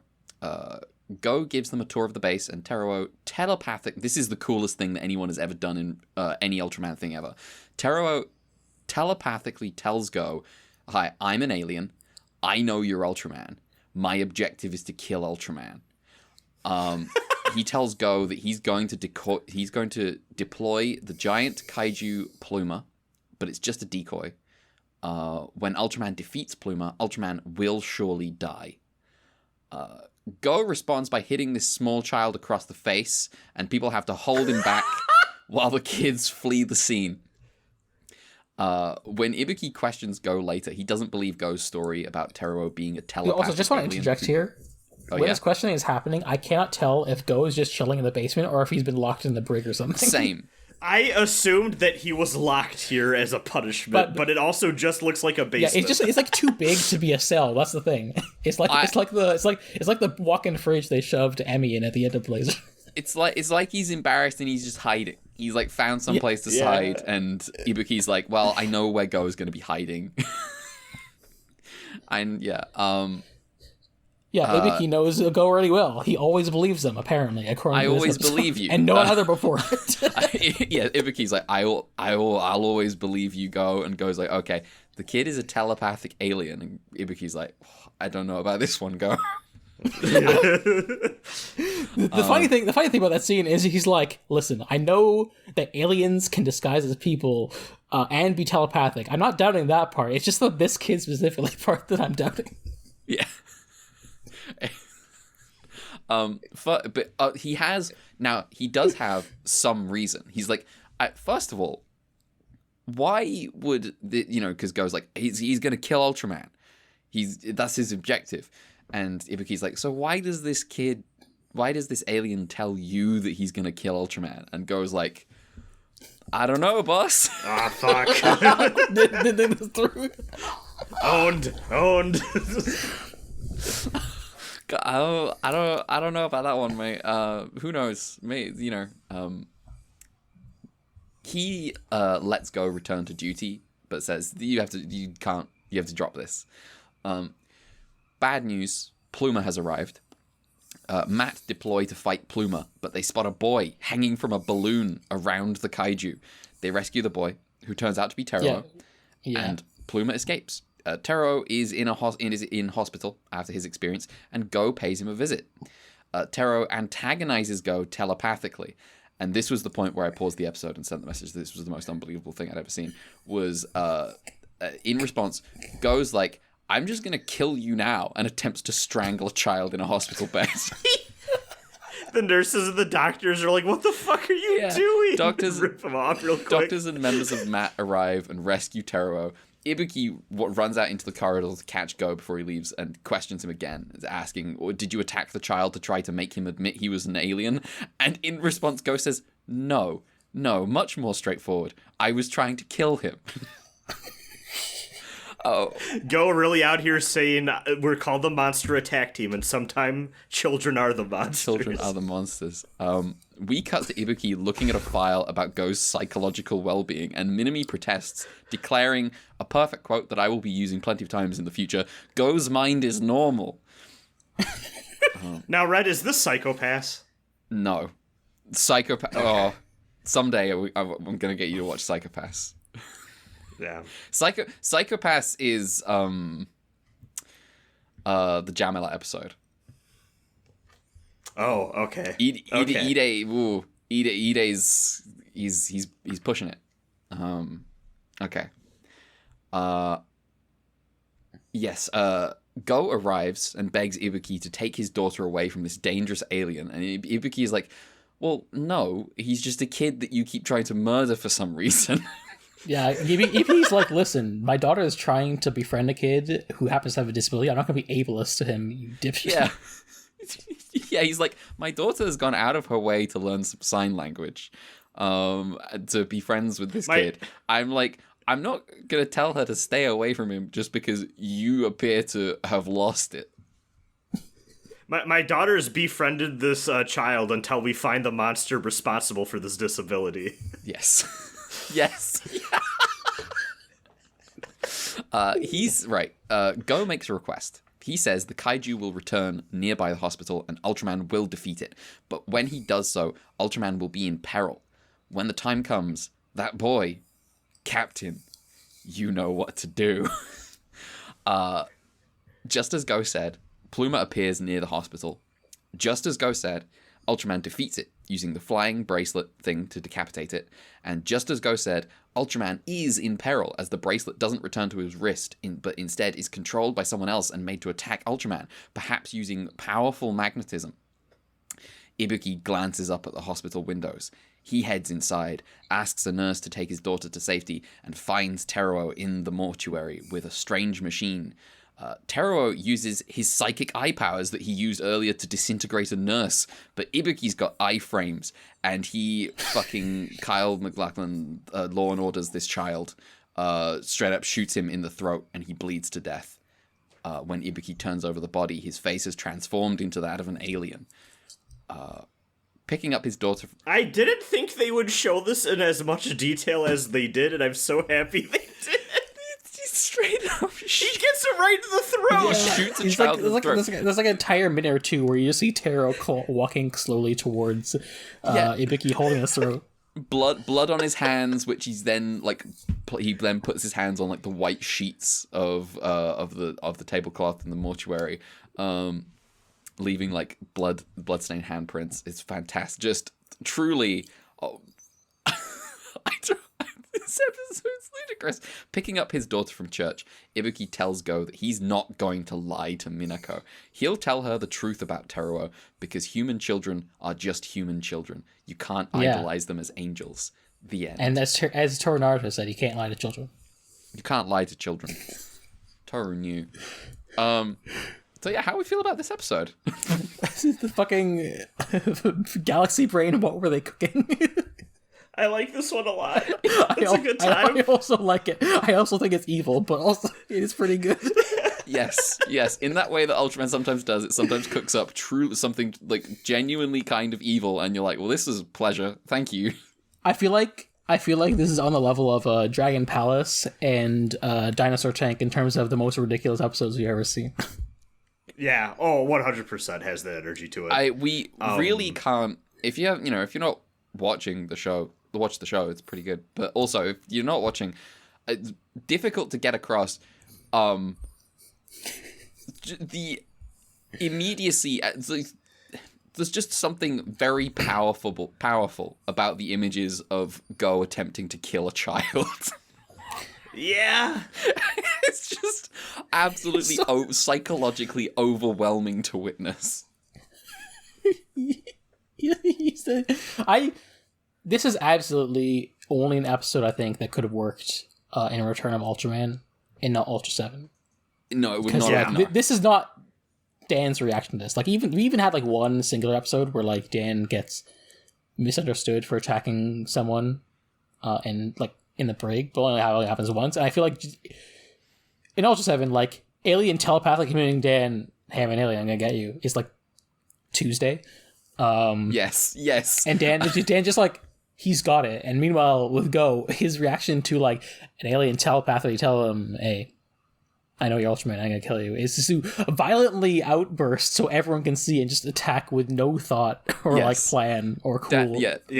Dan and absolutely this is willing to have the Death Note like mental battle of wits that Go just does not have any fucking time for. Or really, and even like you said, him too. not thinking through, like, well, I can't explain that the reason it's talking to me is because I'm Ultraman, is a good scene. Yes, Go just doesn't have any ability to navigate this situation at all, and therefore is like, well, this should be really easy because children are small and I'm big and I can just kill him. So this should be very straightforward. Unfortunately, people keep stopping me from killing a child. Not sure why. How are we feeling about Pluma? It's all right. I'm gonna It's be better honest. than some of the other dinosaurs we got. I don't remember what Pluma looks like. Let me pull up Pluma. It's got like an armadillo. It's got a little armadillo shell. Yeah, it's okay. It's all right. Yeah, Not I the see best, this. but I think it's better than like the first stretch of the show. I would agree with that. I'm looking at one of the diagrams, the cutaway diagrams of Pluma's internals. Thank you, Shoji Shono. Yeah, I think as like this kaiju is like a decoy, I think it's serviceable. The moment in this episode where Tero reveals the plan, where it's like at the very beginning, he's just like, oh, it's The just fisheye lens. The fisheye lens, just like on like the blue glowing eyes, and him just saying, "Yo, you're Ultraman. I'm gonna kill you." And like doing this as part of kind of the plan to kill him, because it's like the psychological warfare has started now. The moment I told you who I was, I think is coolest bad guy in Return of Ultraman so far type shit. It's pretty good. Yeah, that's actually like on that note, like that's why I was like asked last week if you had seen the next episode preview. Oh, the fisheye lens bit. Well, it does come up there, but also just like the episode's like, oh yeah, Alien Zealot's coming. I'm like, wait a minute, this is the first alien we've had in the show so far. Oh, Is it? because we've had space kaiju. We've had That's space different kaiju, from but we haven't had aliens. You're Oh, right. the categorization of bad guy in And it's like, because the aliens are like, you know, sentient and not animals or weird things from space. It's like, oh, it's an escalation. you know what? Return of Ultraman continues to up the variety in the coolest of ways. Yeah, I think it's appropriate that an alien comes into the show and suddenly it's very cool, because alien bad guys are just they're always, because we get the fucking Ultra 7's got so many just guys who want to have a chat first. Yeah, imagine. Yeah, that's aliens so cool. They should have made a whole show about Ultraman fighting aliens. Anyway, go watch Yes. Yeah, they should have done. It turns out when the thing you're fighting has a personality, it's interesting. Yeah. Return of Ultraman has mostly got by on just everything else. It's got by without that. Completely, basically. Sometimes you have a problem and side characters react to that in very interesting ways. Or you have antagonists that aren't kaiju and are sometimes incels. And sometimes the guy wants to talk to you, but opens with a laser that makes you take off your shirt. Yeah. Questions about Ibuki. Do we think he's got a little sneaking suspicion about Go? Yes, I I thought- don't think the show will do anything with it until the very final episode. Yeah, He'll be like, me yeah, I neither. do it. Yeah, that's my calculation. All right. I also I don't know if I should mention it now because it ties into something that happens in 33 as well. But like, I feel like these episodes are giving more Ibiki more, Yes. so I like him. But also, I feel like the way Go interacts with Ibiki in these episodes also makes me feel like these were written with Kato in mind, even though I'm pretty sure they would have written them with Ibiki in mind. But it feels like they kind of just kept on writing Ibiki to replace Kato without thinking about him being a different guy. Yes, this is true because he doesn't 'Cause, quite have the same. He doesn't have the same vibe because he doesn't have the same vibe as the last guy. Yeah, because like He does not. Ibuki's like, yo, I always believe you, and then like in episode 33, which we'll get to, goes like, they talk like, not to get too far ahead with ourselves in the episode, but he goes just says like, oh yeah, I think Matt's my family, and you're like my dad to me, and I'm like, this would be more appropriate if it was Kato and not. Yes, if it was the guy, The guy you met like a few weeks ago. Yeah. It just was like, where is this coming from? But yeah.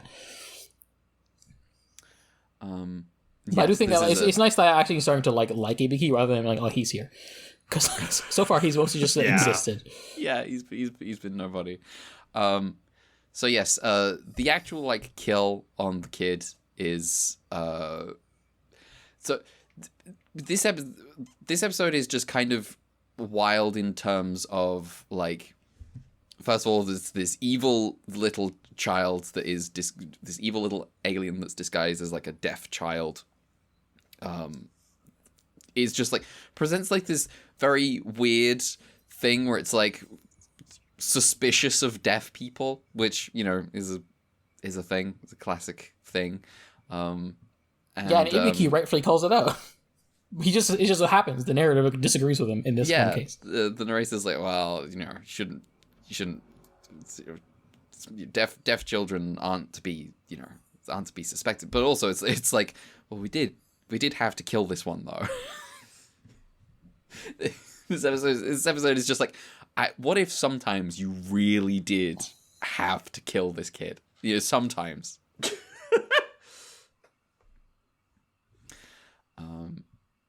So it's just like slightly, it's just somewhat alarming, but also in a way that is almost impossible to take seriously.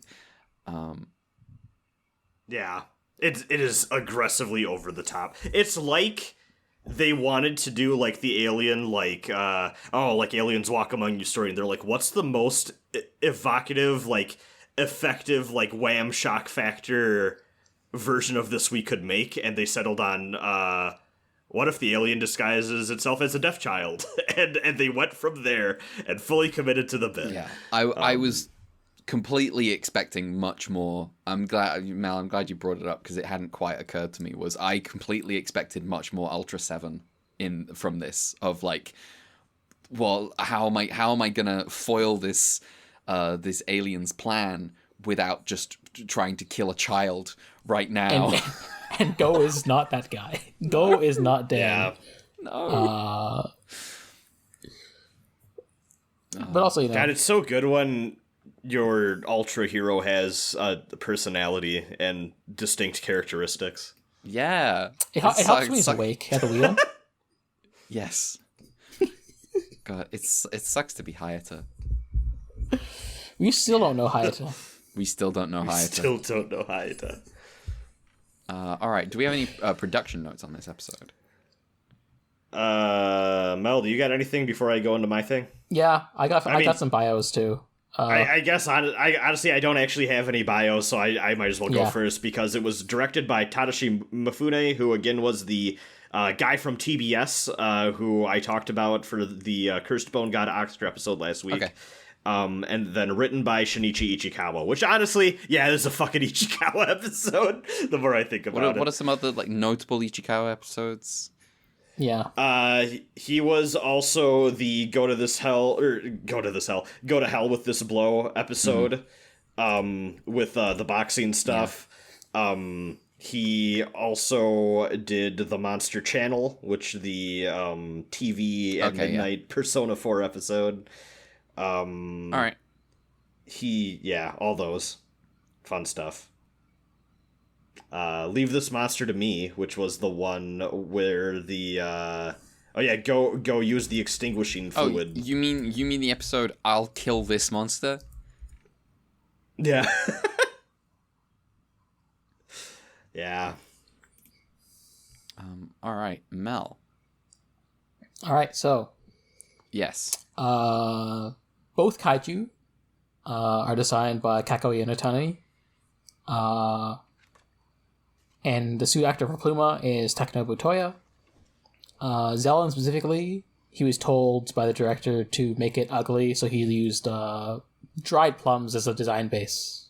Okay. Then take that, plums. Yeah. It's always fascinates me when these people like describe like the texture of the monster. Like, again, I remember I talked about that Varan special feature where like they had like really specific, like, these people just like look at life so differently. Like, they see tree bark and they're like, yeah, we can make a fucking guy out of this. It's just so fascinating to me. Minds of artists are very special things.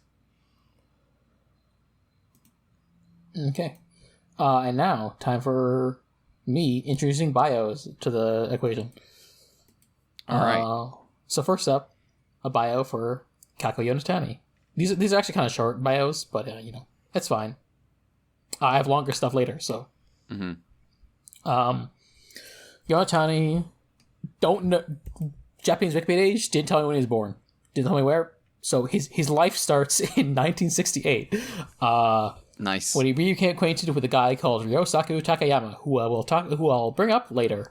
But importantly, Takayama was an avant-garde artist, and more importantly, was a kaiju designer for Toho Tsuburaya. So I'll get a bio for him later. Not today though, but later. Yonatani was apparently part of an art circle called Mutants. I don't know what they did, but he was part of it. In 1970, he started doing a special effects career. He had participated in the Ultra 7 Senior Kaiju Design Contest, and that's what got their attention, so they hired him.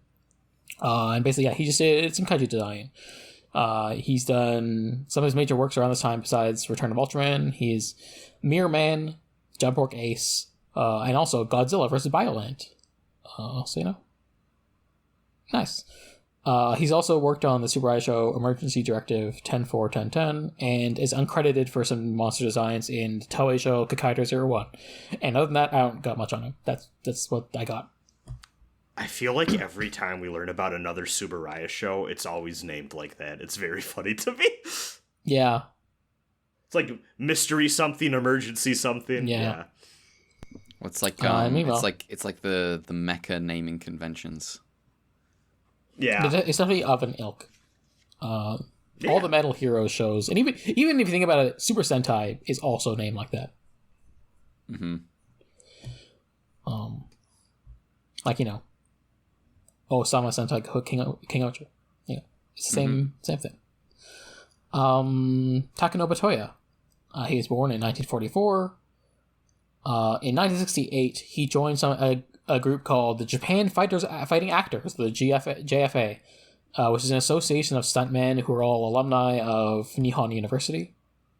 In 1971, he was working as a suit actor for a character called Dr. Gory, who is the antagonist of a show called Spectre-Man.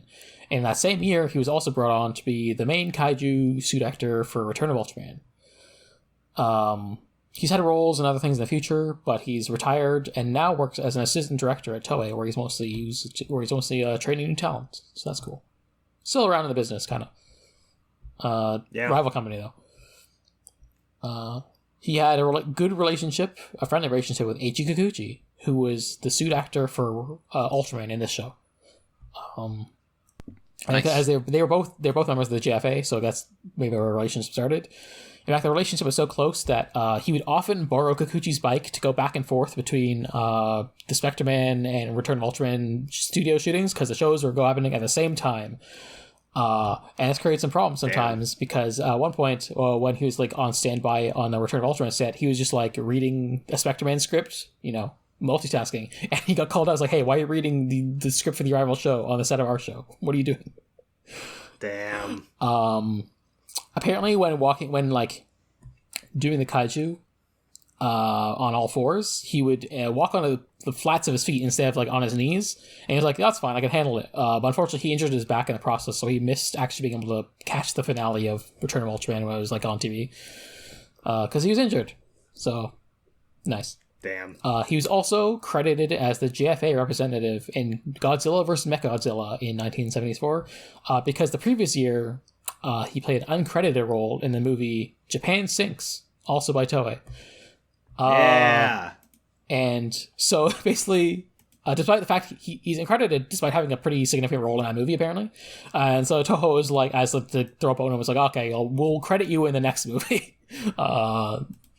Also, just because I feel like we've crossed paths to that movie a bunch, I kind of preemptively, tentatively put Japan Sinks in our Godzilla watch list. Because like, well, you know what? It's a Toho movie. I do want to watch it. It does seem like people reference it a lot. Yeah. It seems very influential. I keep seeing it, and it's a Toho movie. So I might as well just put it on the list. Yeah. So yeah. We'll get to it. And yeah. Not as in depth. But yeah, those are my bios for now. I did decide to go back and just real quickly for Ichikawa in Ultra 7. He also did The Man Who Came from V3, Earthling All Alone, Terror on the Moon, Stolen Ultra Eye, Terrifying Super 8 Man, and then the showdown of Dan vs. 7 with the fake Ultra 7. So yeah, famous weird ass director, man. Or sorry, writer. All right. Do we have anything more to say about episode 31? Nah, it was fun. I will be surprised if this somehow does not end up in my top 5 episodes for the show. It's something special. It's really... It's so fun. If Alien Zella ends up in your top show kaiju of the show, I'm gonna laugh. I don't think so. Listen, the thing is, him in child form is way cooler than him in the real form, and that goes a long way for me. And in terms of, like, I don't think he's going to rank that high. All right. Well, in terms of not ranking that high, episode 32, Decisive Battle Under the Setting Sun, which, you know, is a fine-ish episode, but it's among Kings this week. Sorry. Yeah. Duel Under the Setting Sun. Yeah, I would say this episode performs as well as Ueno does in this episode.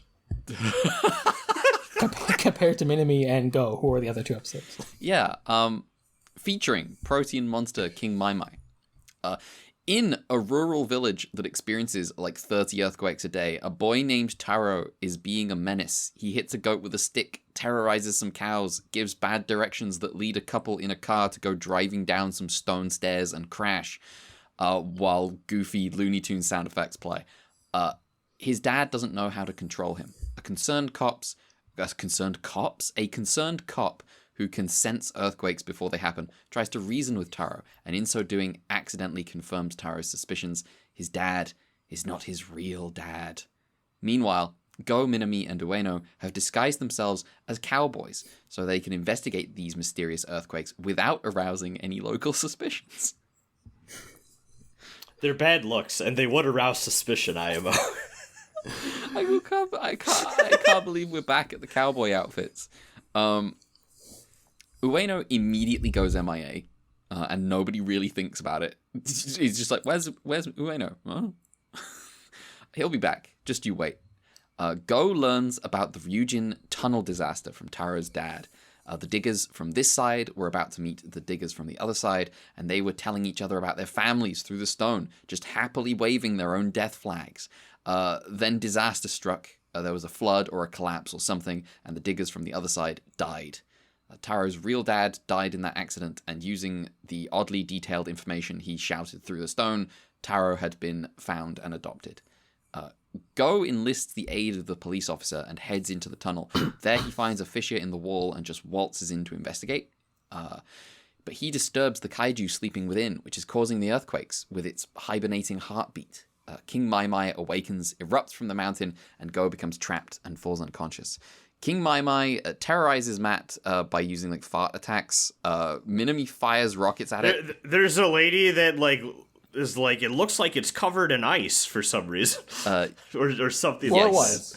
it was. She's I've cut her from the summary basically, but she's like really mad at Taro's dad because her kids had commissioned Taro to help them with like homework to gather bugs, and Taro had gathered unpleasant bugs. Which I think is the she's explaining this while he's also eating offerings off shrines and just being an ass. Yes, he's on camera. Yeah, it's It's funny. But yes, this King Mai Mai is Minami fires rockets at it, and Ueno. Right. Why is Ueno flying? Ueno stumbles in and gets yeeted by the kaiju, and so he's just in the air. Yes. Yeah. So he's in the air. He flies. He drops his backpack onto the kaiju, and I guess the backpack was filled with explosives because it blows the kaiju's arms off. And kaiju and Ueno just starts clapping while he's still flying through the air. Yes. Dude's rock. It's pretty spectacular. Ibuki thinks it's too early to celebrate, and he's right, because King Mai Mai molts, grows another arm, and sprouts wings. Taro, who has been hanging out on the roof of the Mac car, eavesdropping on Ibuki and Oka, has decided to save this Go guy that he keeps hearing about. He heads into the fissure, finds Go, wakes him up by blowing a trumpet in his ear, and then both witness the ultimate fate of the victims of the tunnel accident. They are all here, frozen. Taro falls unconscious. Go turns into a small Ultraman and saves Taro, takes him out of the tunnel, and he then heads out. He gets big and goes to defeat King Mai Mai. After a short fight, King Mai Mai seems dead, but it's a trick. It pulls a fast one and uses a web breath on Ultraman. Guys, this is the 7th week in a row you've shown web spray in class. Ultraman... Yeah. Like, obviously, it seems fitting for a moth kaiju, but also, come on. Yeah. He gave it to the bird kaiju. And that was like 3 weeks ago. 4 weeks ago. They okay, this is the explanation. They accidentally ordered way too much of the spray fluid, and they're like, fuck, we gotta use this stuff. It's that rumor about First Gundam and pink paint. Is spray this show's version of Bubbles? Maybe. I'd say Maybe, so. Yeah. It's not as cool as the bubbles. The bubbles. The bubbles were a mood. Like that one girl just kept in a room with bubbles, and we just had a shot for like 20 seconds. Yes. I was like, let's go. Why? Ultraman throws the bracelet into King Mai Mai's mouth, and then it explodes from the inside. That's it. The fight's over. The truth is out, and Taro and his new dad visit the old dad's grave. Taro says, "I'm still going to call you dad," to his new dad. And now he's going to be a good kid. Matt finds Ueno stuck in a tree. He chases after the Matt car as they leave. Taro feeds the goat he was hitting at the start of the episode. The end. I gotta say, I like a good like kid accepting stepdad and being like, oh, like we can make this work thing. Always a very easy and cheap way to get me invested into something. However, this does also do the thing I really don't like, which is like, this child's such a menace because he lacks a core father figure in his life to set him straight. And I'm like, no, don't do that. So they kind of lost me with that bit, but they were so close to having a slam dunk for me personally. Kid goes, wait a minute, he's not my real dad, therefore I will act as if I don't have a father here, because in my mind I don't. Yeah, it's something. So, this episode is very chaotic and just this is a joke episode. This is just gags on gags on gags. Yeah. We kind of glossed over it, but the monster does just shoot fart lasers at Matt. Yeah. It does. That's its like primary attack until it molts. And then Ueno fucking it gets on all fours and points his ass at the car. Yes. I hope this thing is in the stupid Ultra Series Monster Hunter clone. Oh, I see. I bet it's not. It would be very funny fighting this thing in like an action 3D game, and then suddenly just starts fart lasering. God. So the whole tragedy with like the Ryujin tunnel was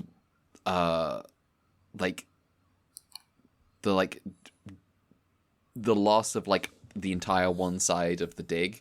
Was really the scene where it's like they think that they're about to connect with the other side, and they're like shouting through stone at each other. Or they're like, "Oh, I have a wife and a kid, and I live at X house on this road." And I'm like, dude, what are you doing? Why? It's that fucking Whopper, like, you live at whatever meme, but, like, for death flags. It was, my wife left me. my wife left me. I've got a kid at home, and he needs taking care of. If anything happens to me, of course, which nothing will. I'm fine. I remember they found the bodies too. That was... Yes, the reveal of the bodies was I thought was pretty good. Just them being like frozen down there for all these years was pretty fun. Cave diving overall. We haven't had, to be honest, cave diving since the very first episode of Ultra Q. Yeah. Well, no, we had the one episode. Not a lot of. Remember the one episode we had cave diving. It's just been like, you know, the Magramizer or the Goldon one. Oh, this is true. This is true. The one where they blow up the. We've had fake moles to do it with, and we've had the episode where they try and save the miner who looks like Dan, and they blow up a city instead. Yeah, they blow up completely. They blow up a civilization instead for some reason. They just find one. It's like, oh, we should kill these guys while we're here. What a weird episode. I mean, it's on the way. We'll do it. The narrator was like, we did not ask it. We do not know what the civilization was, and we never will. could have been a staging post for invasion. They could have just been living there and just normal and just been there peaceful the whole time. Who knows? I'm not going to think about it, and neither should you. See next week. This episode title, "Dune Under the Setting Sun," just seems ancillary to what the title of what the episode actually is. Yes. There is a duel under the setting sun. It is like just like the old big glowing light. Just the set design, not shooting at sunset, but like the set is a sunset set. Which I think is cool. We saw that kind of thing back in that one Jisoji episode in Ultra 7 that's really good. With the cigarettes, the opium. But seeing it here... Yeah, Alien Metro. That's the one. It still hits. Oh yeah, they got the Marktown. Yes, that's the one. Yes. I love the... I love this kind of weird set where it's just like we built the sky too. And the... just the general tone of this episode is goofy and silly and having fun, which is like, it's a weird vibe in this batch where it's like we've got one unintentionally very goofy episode. It's like I would describe episode 31 as funnier. Yeah, is the problem. Yeah.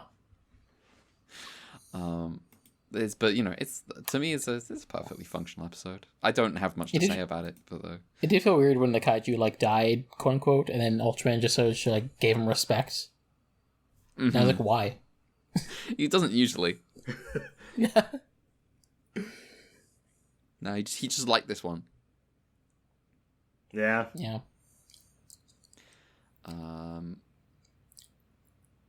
Does anyone have anything more to add about this episode? Because I don't. Not really. No, I just got the background trust stuff. So, Brad, if you got names and no bio for this one. Oh, I got some bio. I got some fucking bio. Oh, I got bio too, but yeah, you can go first then. Okay. So this was written by Kitao Senzoku, and you might go, oh, that's not a name I've heard before. It's because it's a pen name for our good friend... apologies, I am forgetting who this was. Let me grab... Was it... Hold on, sorry about this. Yes, Toshihiro Iijima is who I was trying to think of, and for whatever reason forgot to write the name of down for. Who has been, of course, writing many episodes across many series, including Ultra Q, SOS Mount Fuji, The Underground Super Express Goes West, The Rainbow's Egg... It's okay, you brought it back. Episode 19, Challenge from the year 2020. Let's go. Did you do Gomez and go? Did you do Fight Gomez? It's not listed here on the Ultraman Wiki's credits for him. Because I think I saw that like the Gomez one was. I think he did it, but I did like a pen name. I mostly did it because I did look at Gomez stuff this week, but. Ultraman, he did Shoot the Invaders. Let's go. Famous episode that is exactly what it says on the title. Science Patrol Move Out, The Secret of the Miloganda, Science Patrol into Space, Passport to Infinity, Let's fucking go. The Undersea Science Center, and Mystery Comet Suifan. Mixed bag. Mixed bag, but he wrote the one good Fuji episode. Yeah. Which now because I thought that was Keisuke Fujikawa, which maybe there's two writers on there. Damn, if only we had some sort of spreadsheet for this. Yeah, I know. Ultra 7, he did The Courageous Battle and then the 2-part 7 Assassination Plan. What's the Courageous Battle? Oh, the Crazy Girl. Yeah. Oh, okay. He had all 3 of his episodes in a row. Nice. This is the first one for the show? Yes, this is his first and I believe only time writing for Return of Ultraman. Okay. They actually, I even saw when it seems like they got Jisoji and him on just because they're like, yeah, you worked on the old show or whatever, we'll give you like a script to write or whatever. So, kind of just like a fun little like, yeah, let's get the old guys back just for, another shot at it sort of thing. Now it was directed by Jun Oki, who is someone who is not technically new to us, but is new in this role. Oki joined Tsuburaya Productions in 1964 after working on documentaries at Sankei Films. He successfully served as an assistant director on Ultra Q and an assistant director for the special effects team on Ultraman. In the same year, he made his debut as a main director on Kaiju Buska. During this process, he often collaborated with Akio Jisoji, who... Oh yeah, also actually, I should say that this was taken from the Ultraman Wiki's description of his biography, because it cut things down to being relevant to the Tsuburaya production stuff of his life. During this process, he often collaborated with Akio Jisoji, who the Ultraman Wiki notes is good at using color to create dreamlike images, which is definitely a way to describe his style, I would say. Among them, he served as the director of most of Tsuburaya's special effects drama series in the 1970s. This is me going on a side tangent from the Ultraman Wiki's bio to note that he also worked with Jisoji on 2 of the 3 movies in the erotic Buddhist trilogy, and he also worked on the special effects for Tokyo, The Last Megalopolis, which is the Jisoji movie that was super expensive and super successful. Also worth noting is that even after his death, in some of the Ultra Series works that were made after he passed away, Jisoji asked that Oki be credited as a way to celebrate his memory, which I thought was sweet. Cutting back to the Wiki's biography, after a period of time, he switched to the role of a producer and participated in the production of, going back to dinosaurs here, Dinosaur Expedition Born Free, Dinosaur Great War Eisenberg, and Dinosaur Squadron Poseidon. Yeah. Hell That's yeah. the Dinosaur Trilogy. Yeah. He also worked as the special effects director for Ultra Q, the movie Legend of the Stars, nice. Which we will get to someday. He died of lung cancer on December 13th, 1996, and he was only 56. Rip. Yeah. Oh, for some reason, okay, this is what I did. I copy-pasted that, and I cut off the part where I wrote Toshihiro Ijima's name, so it didn't show up till right at the end here. That's my bad. But yeah, friend of Jisoji, who I don't entirely know if we'll see again, but he's definitely in the mix here. Alrighty. So that I guess explains that explains the sunset thing at the end then probably too. That was probably a Jisojiism he adopted. I mean, it's just a good set. Yeah, It's one of them good ones. Yeah, so it's funny you should mention friend of Jisoji. Woo! Dude has a lot of friends. Because segue. So this kaiju, King Mai Mai, both its forms, is the final kaiju design by our quote-unquote friend Noriyoshi Ikea. Okay. If you recall, he was the guy who took over from Toru Narita in the last stretch of Ultra 7. He did a good job for a while. He did like Crazy Gone and stuff. I like how that's one you go to. That's the one I go to. It's one of my favorites. Your favorite, even. What did I list it? I did list it as my favorite. I put it above King Joe. You in fact got offended at Brad suggesting the other alternative. No, you know what? I think these days I might prefer King Joe over Crazy Gone just because of the Tetsuo Kinjo connection. That's fair. But yeah, he was also the kaiju designer for the first core of the show. At this point, he had already left Tsuburaya. But he was a friend of our good friend, the director here. Okay. And so he did us a favor. Originally, the auto form was going to be quadrupedal. And also, Ikea leaving off with a bang, dissatisfied with the wing textures of the final suit. He was dissatisfied with the what? The wing textures. I see. Of the moth. Nice. As for Ikea himself, he was born in 1940. He studied at various art academies. He studied at Ochanomizu Art Academy, Kuwasawa Design School, and Machinino Art University. Somehow, while still a student, he got some part-time work as assistant directors in some things. They didn't say what, but it got him interested in film and television. Damn. And then he was subsequently invited to Tsuburaya by a little-known guy named Toru Narita, who was art director for a drama show called Sound of the Sea, which I couldn't find any information on what that was, because there was not a Japanese wiki page for it. And then so he went on to do stuff for Ultraman. He was primarily doing stage and mechanical design while Ultraman, and then in Ultra 7, he was basically put in charge of the art department and set in charge of set designs. And then Naruto left, and then he started doing kaiju designs as well for that show.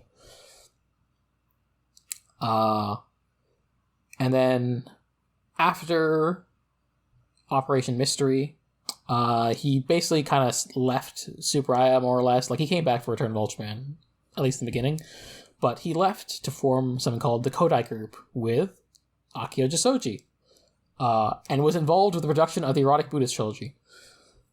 Yeah.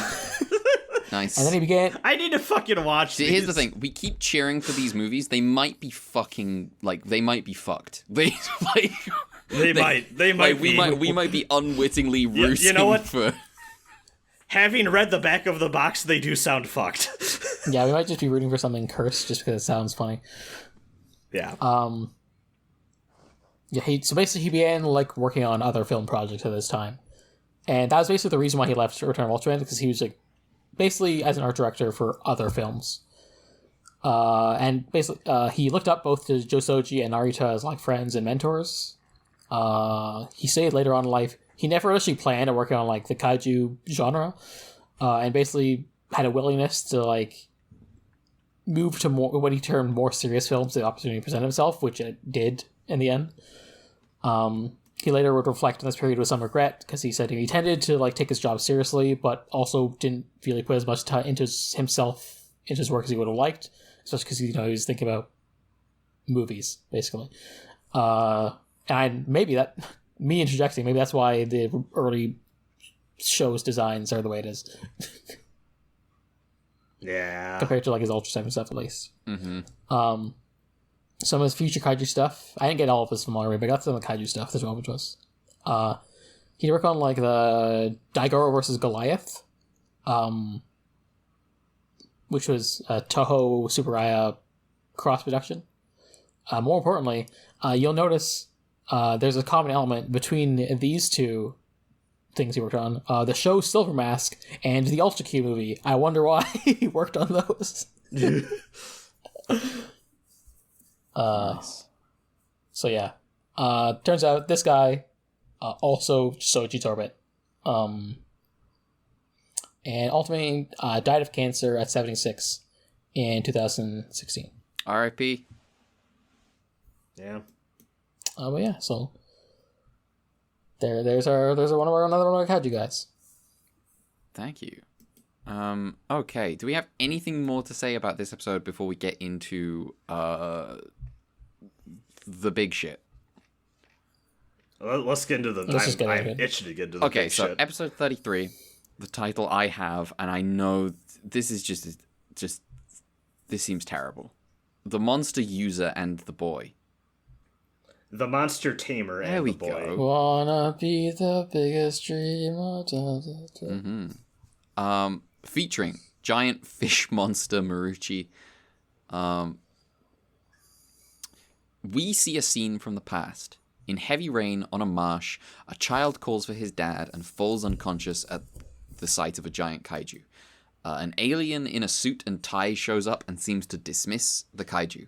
In the present, this boy, named Ryo, spends most of his time digging holes in a field with breaks for intense bullying. The locals think he's an alien because he seems to have some weird... Because he seems to have some weird psychic powers.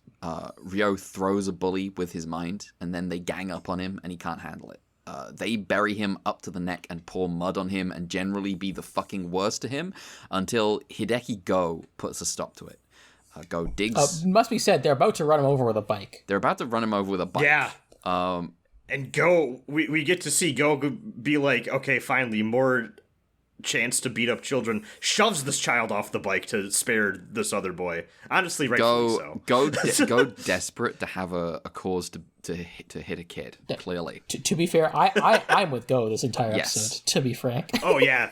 These kids are monsters. Not the only monsters these are the in kids this with episode. bad vibes. Yeah. Go puts a stop to it. Go digs Ryo out of the ground and asks about all the holes, but gets no answer. He's like, are you just helping me so you can get an answer? And Go's like, no, I'm going to help you anyway. Go consults Ibuki and gets permission to investigate this kid because something is going on. Go learns that Ryo's father worked in a mine that closed and he went to Tokyo and went missing. Then Ryo's mother died and the boy followed his father to Tokyo. Ibuki wonders to what depths Ryo hates or even loves his father. To summarize... This is the part where Go's like, oh, Ibuki's my dad. And I'm like, no, he's not. Yes. To summarize a couple of events here, the bully set a dog on Ryo and he explodes it with his mind. This took me the fuck out. It was really good. Yeah. Go finds a noose in one of Ryo's haunts. A woman refuses to sell Ryo bread out of fear, suspicion, and also a recognition that people will start talking about her too.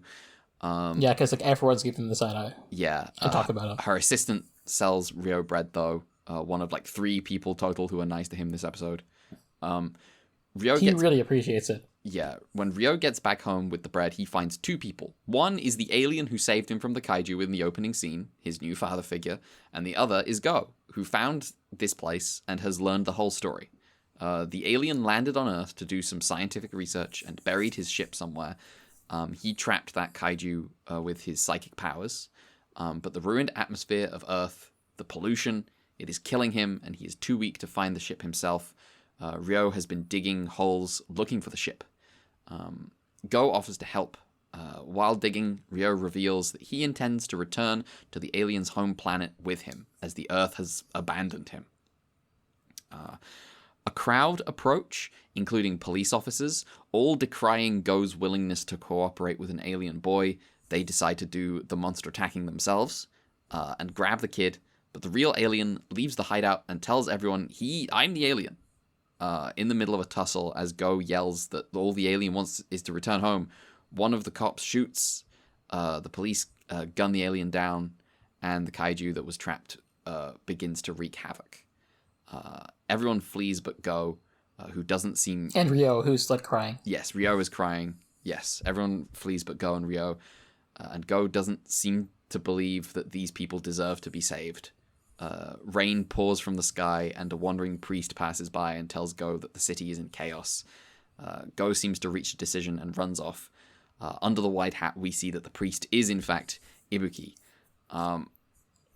Go transforms, and we get a fight between Ultraman and this kaiju Marucci, and the fight is just like one panning shot of their fight through the town in the heavy rain. And the refinery's exploding, and the refinery's exploding. It's dramatic as It's fuck. so fucking sick. Ultraman defeats Marucci, and as the episode closes, we see Ryo is still digging holes, searching for the ship that will take him away from the Earth, which has abandoned him and killed the only person he cared about. Oh, it's more than that, too. Like, the kid says, oh no, the alien, he didn't die. He's left. He went to space. What? And then it's go narrating at the end that he's just going to keep digging. I thought the alien died. What? I'm pretty sure the alien died. It's the kid saying he didn't die. Oh, yes, the kid is telling him this. Yes, the kid is saying he didn't die. Yes. Okay. And then it goes specifically, not like the usual narrator. Mm-hmm. Says at the end, like, oh, he's keep digging until he finds the ship. Mm-hmm. Fucked up. This episode made me upset. It was very difficult to watch, and I was, it was a lot. So yeah, the first half of this episode is just putting this kid through a fucking ringer. They step on his food, like, Jesus. Yeah, it's like the bullying is like very intense, and it's very like real bullying in the sense of like you can see the crisis of like the kid being like, well, there's nothing I can do to stop this. There's literally nothing I can do. Yes, and we talk all the time on this podcast about how sometimes they get these child actors that they're not doing the greatest job. This kid I would say every kid in this episode sells their part excellently. These bullies are assholes. They know exactly the level of vicious and douchey and uncaring to be. And this kid, like, the pain this kid is able to communicate with his expressions is incredible. It, like, genuinely, all of them are doing wonderful jobs here. Like, selling the emotional plight. It is very honestly troubling to watch. Yeah, I really like just the detail of him kind of sat very still while they kind of wreck his food, and he just like quietly just picks it back up as they're like mocking him, like, are you gonna eat it off the floor? And it's like it's just this kind of like this internal issue of like, I can't reason with them, I can't beg them, I can't do anything. I literally can't do anything to make this stop. And that's and if I use the power I do have to fight back, everyone's assumptions that I am a terrible monster will just be proven right. Yes, I think unfortunate when the dog does glow up. The dog, well, yes, when they set the dog on him, and it then wanders back out of the thing and fucking explodes. And I was like, okay, I have to pause the episode for a second, because that was hilarious. It was very funny.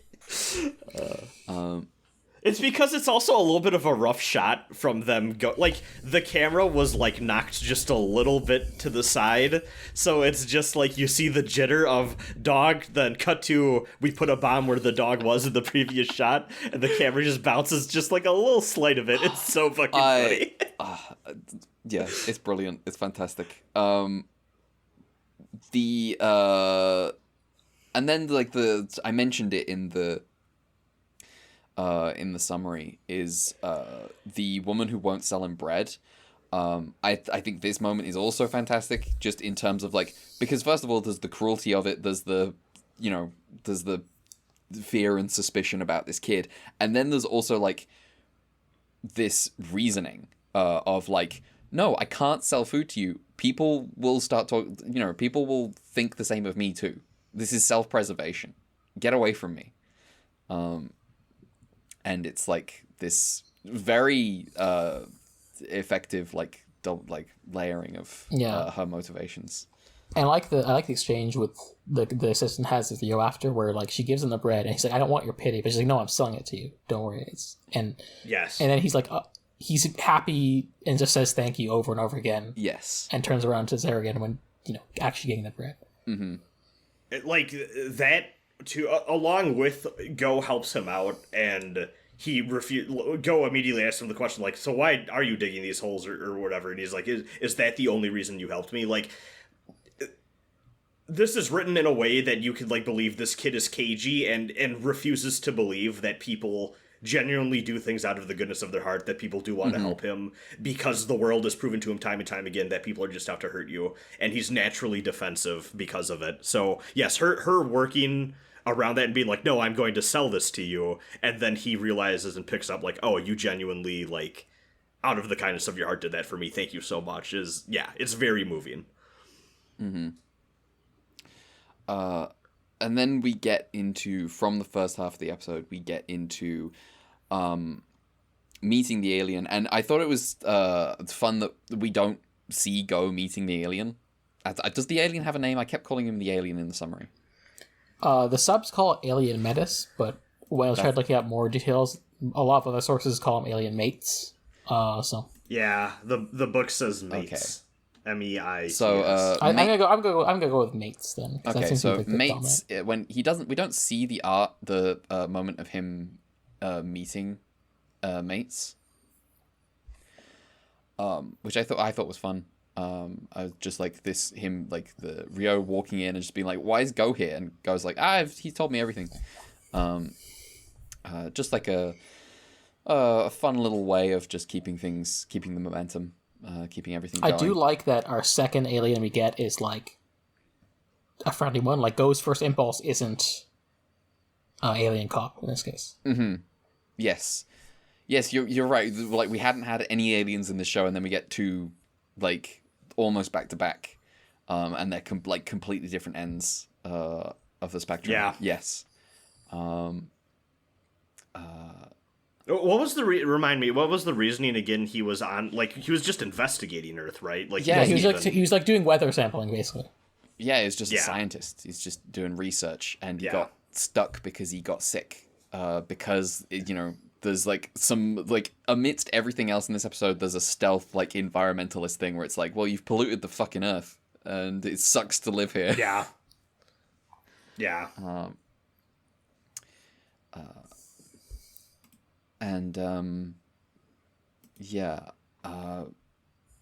Everything where everything kind of like goes to hell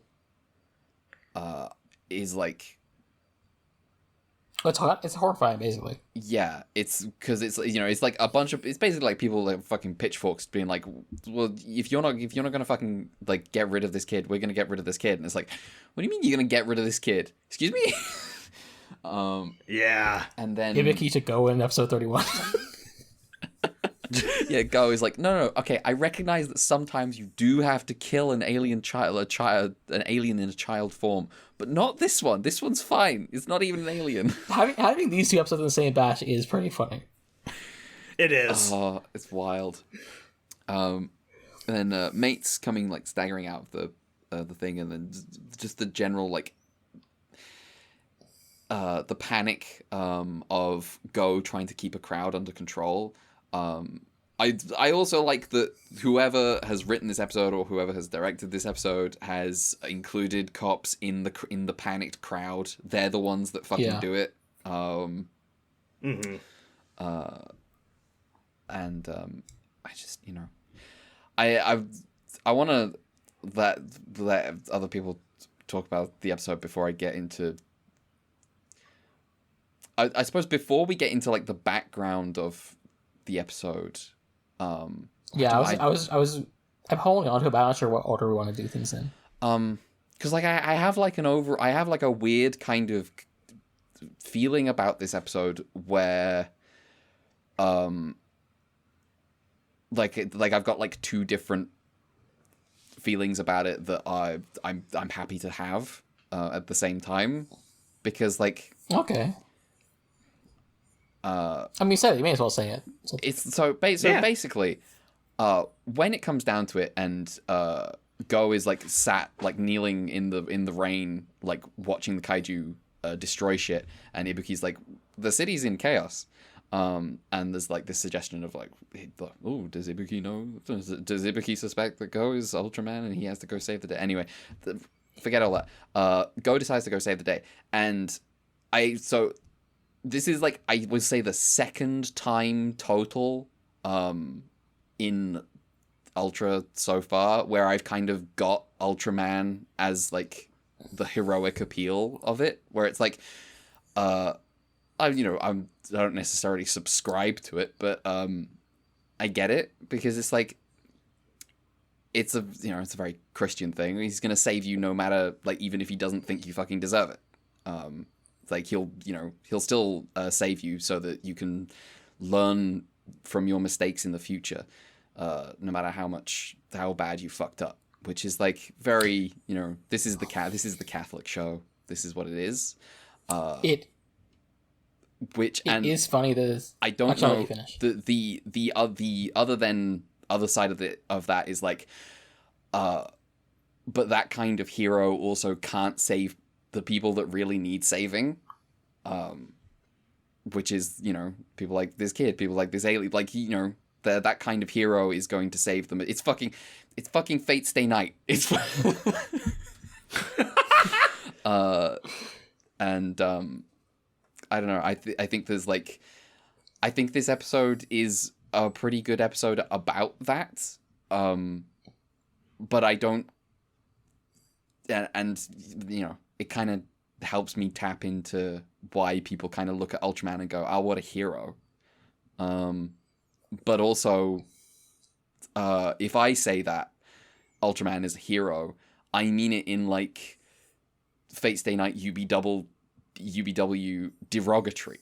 I mean, like, being a hero fucking sucks. I'm imagining the Unlimited Blade Works fight between Go and Ultraman. Yes. But which one is Archer? Oh, I mean, whoever's right. I feel like it's Go then. Yeah. But yeah, I don't know. And I don't know what kind of fucked up historical context is behind this, which I don't know might affect that read. I do think it's funny that this Christian message is being delivered by Ibuki dressing as a monk, even though 2 episodes ago Ibuki is established as going to church. Mm-hmm. Or at least setting his daughter. Oh wait, church. Yes. Why does he have the outfit? Just for fun. I feel like this episode made me like Ibuki a lot more, because he is just cool in this episode. Yeah. And just has more going on, but I'm also, it is a bit like, what are they cooking? I don't know. Mm-hmm. But yes, this is like, I don't know. This felt like a landmark for me in terms of like the second time I kind of understood the vision, even if I don't necessarily agree with it. Because the first time was like the ending of Ultra 7, which to me is like, I think forever going to be the platonic ideal of how to do, humanity can stand on its own, but also the loss of the superhero fucking sucks. Mm-hmm. I think this might be my favorite episode. I liked this one a lot. It really, I mean, we've discussed before how, like, this show is just better at, like, introducing a new batch of people just for the episode and, like, getting you invested in them and what's going on and how the monster and all that, like, interacts with what's going on in their lives. And I think this is just the apex of that so far. Absolutely adored the story and the insight we get into this kid's life, how his encounter with this alien completely changed the course of his life. And what I was worried about, because I do also think we've touched on this before in this podcast, sometimes the monster shows up at the end and it's like, oh, it's because we needed the monster fight. And I was so terrified for like a split second, like, oh, okay, the alien dies and now the monster is going to attack the people and there's going to be the Ultraman fight. And then Go does nothing. And he's just like, what if I don't save them? And then we get the scene with Ibuki. And it's such this good moment where just every aspect of, like, what this alien meant to this kid's despair, Go's despair upon learning the situation, how unfair the world can be, and how unfair the people, and horrendously awful the people of the world that he's responsible for can be. They all coalesce into the scene where he's like, no, I'm going to go fight the monster, and I will save them, even though I do not think these people deserve saving. I don't want to be adding to the suffering of this world, and it's my duty to stop this. It just, goddamn, it really made me feel like we've come a long way since the beginning of Ultraman, is kind of how I felt about it. Yeah, like, just Dan staring dumbstruck and just being like, "How dare you?"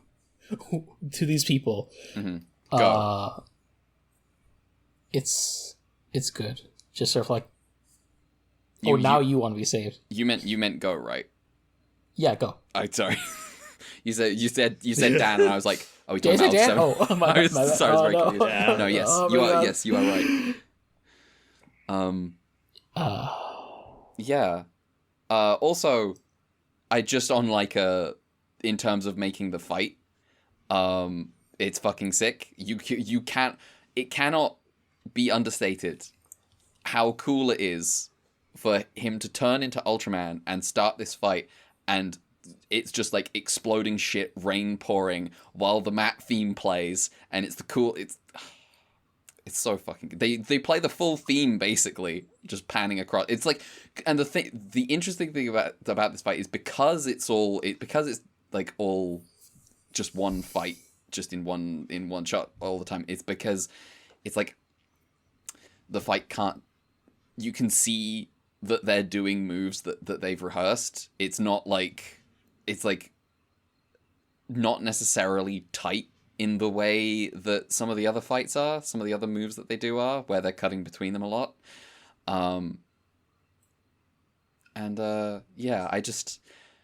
That has its own charm, and there's like a laboriousness to the fight in that it adds to it that I think works for this. Yeah. I guess this might segue. There's somewhat of a note I have on this one, talking about the director. Yeah, I actually think I want Brad to say the director and then the writer in that order before I get to my background stuff. Okay. Yeah, so the director is new. This was directed by Shohei Tojo, and then the writer was Shozo Uehara, who, longtime classic Ultra series writer. Shohei Tojo, actually very, very interesting little story here. So he is also another person that was an assistant director whose work we've been enjoying for quite some time now. In fact, he's been working with Tsuburaya Productions since the early days of Ultra Q. Notably, for us three in particular, he was the guy responsible for the Flying Turtle special effects in episode 6 of Ultra Q. Let's go! That's the real shit. The stupid little speedometer and turn signals. It's so good. What an episode. After a few years working for the company, Kazuho Mitsuda did him a solid and helped him rise to main director status for both Mighty Jack and Jumborg Ace. Episode 33 is the only episode of Return of Ultraman directed by Shohei Tojo. This is because after the upper management at TBS saw the episode, they got angry and demanded that Tsuburaya Productions demote him back to an assistant director for the rest of the show, and they complied. Okay. I wonder if he comes back later. He does. In fact, Tojo can. Well, okay. So I believe he went back to like directorial stuff. I didn't want to look too deeply into it because I may have been spoiled on some things I should not be spoiled on for the rest of the series while doing some of these research bits. It's okay. We keep. So I didn't want to look too deep. We keep the kayfabe of none of you know anything. Yeah. So Tojo did continue to work on the Ultra series until Ultraman 80 concluded, upon which his contract or whatever arrangement he had was up, and he was like, shit, I don't have anywhere to work. So he jumped ship to work on Toei shows. Most notably, he worked on a shit ton of Super Sentai and Metal Hero shows. I started listing them, and I'm like, there's just too fucking money. But he worked on a bunch of shows for both Basically, series at this 80s? time period. Yeah, Yes, so- after Ultraman 80. Yeah, so yeah. I'm assuming Ultraman 80 was called that because of 1980. It was, yes. But Yeah, so basically, there's not 80 Ultraman. no. Well, it could be. There's 7 Ultraman. And then the next one that's got a number has 80 Ultraman. Yes, there we go. He is often credited as being one of Toei's strongest talents in terms of special effects work during this period of Toei's history. And And notably, kind of going back to what we were talking about, he is one of the few directors who had the honor of working at both Tsuburaya and Toei for extended periods of time, and he is the one who seems to be the most vocal or, comfortable going on the record noting some of the creative differences between the two studios. Of particular note, he stated that Tsuburaya Productions preferred their action sequences had longer cuts for the action scenes to linger, while Toei demanded highly edited quick cuts. Apparently, when he was working at Tsuburaya, he saw the rising popularity of some of their rival shows over at Toei, and he started to direct some of his action scenes with some quicker cuts, and they're like, what the fuck are you doing? Like, that's not how we do things here, sort of thing. Mm-hmm. And he was like, oh, okay. He also noted that one thing that stood out to him working at Tsuburaya, then moving to Toei, is that Tsuburaya wanted their shows to have relatable and realistic characters who were a bit more down to earth, whereas Toei wanted larger than life personalities for their characters, and they believed that this made it easier to tell stories with them. Thinking back on the Kamen Rider I've seen from this time, I definitely can see that. I would go so far as to say this is true of both companies to this day. Interesting. I think there's just like the Toei, like in Super Sentai and Kamen Rider style of dialogue is just different from the way characters speak in like Ultraman, and that's true in even like modern shows. Like you could honestly, yeah, like thinking about like. I guess the closest I'd have would be like Blazer to Build, but yeah, there's definitely a difference. Yeah, it's a good comparison. Like, obviously, Build was like over 5 years ago, but like, it's like 7 years ago. Fuck.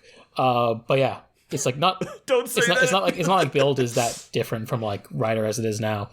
It's in the same mold, so it's a good comparison.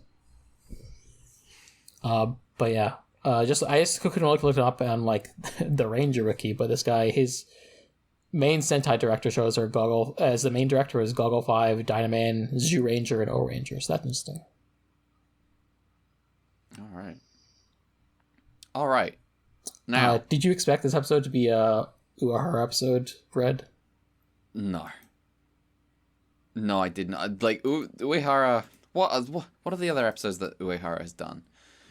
Most of the ones for this show.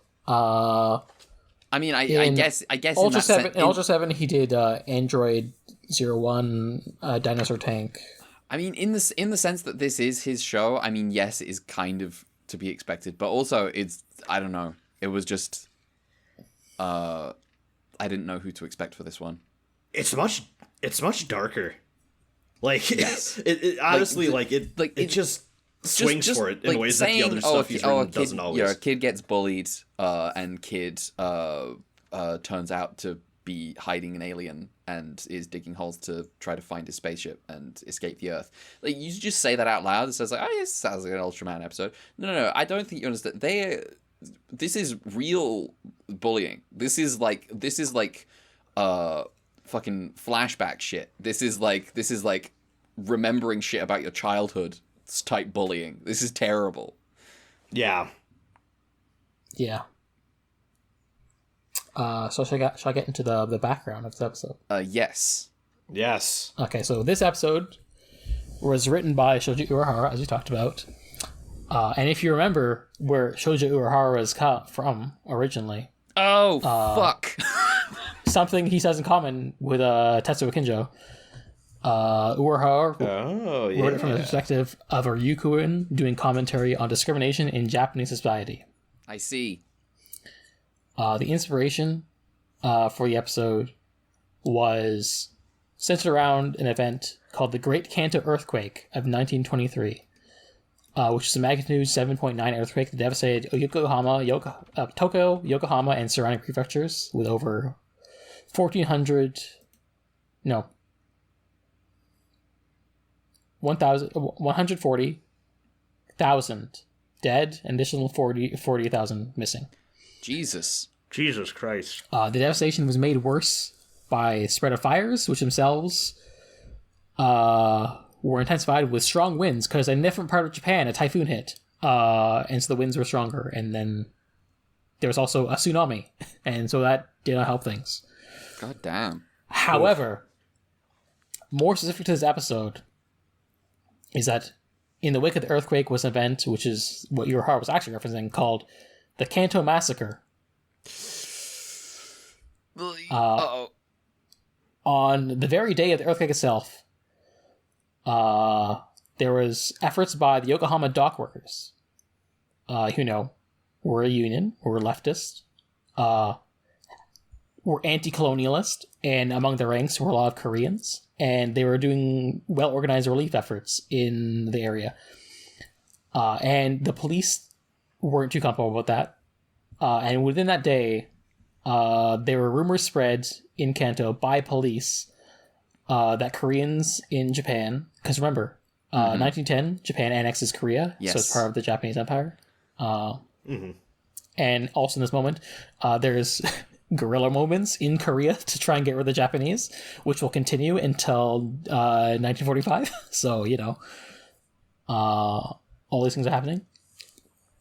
And so there were rumors being spread that the Koreans were planning to take advantage of the chaos, the poison wells, they're committing arson, they're doing, the things colonizers like to do. They say, oh, they're raping our women kind of stuff. And those rumors are spreading. And on top of the usual, Japanese discrimination against Koreans, just generally, not helped by, colonialism, the fact that, the typhoons were spreading the fires, the high winds spreading the fires, and that, there's a phenomenon where an earthquake happens where, well water gets cloudy. And this was to the people justifying the rumors. And then they began forming vigilante groups and lynch mobs with sometimes implicit and sometimes explicit approval of government agents, including the police and military, who were at times even participating directly, going around and killing Koreans and Chinese on the spot if they suspected. They would set up roadblocks and test civilians with shibboleths, which is a thing where you test someone's accent to see if they speak correctly. Yes. And they killed not just Koreans and Chinese, but also Ryukyuans and even Japanese people with regional dialects. And even if you're just suspected of being Korean, you would just be killed. Well, that's a fucked up thing. It's a fucked up thing.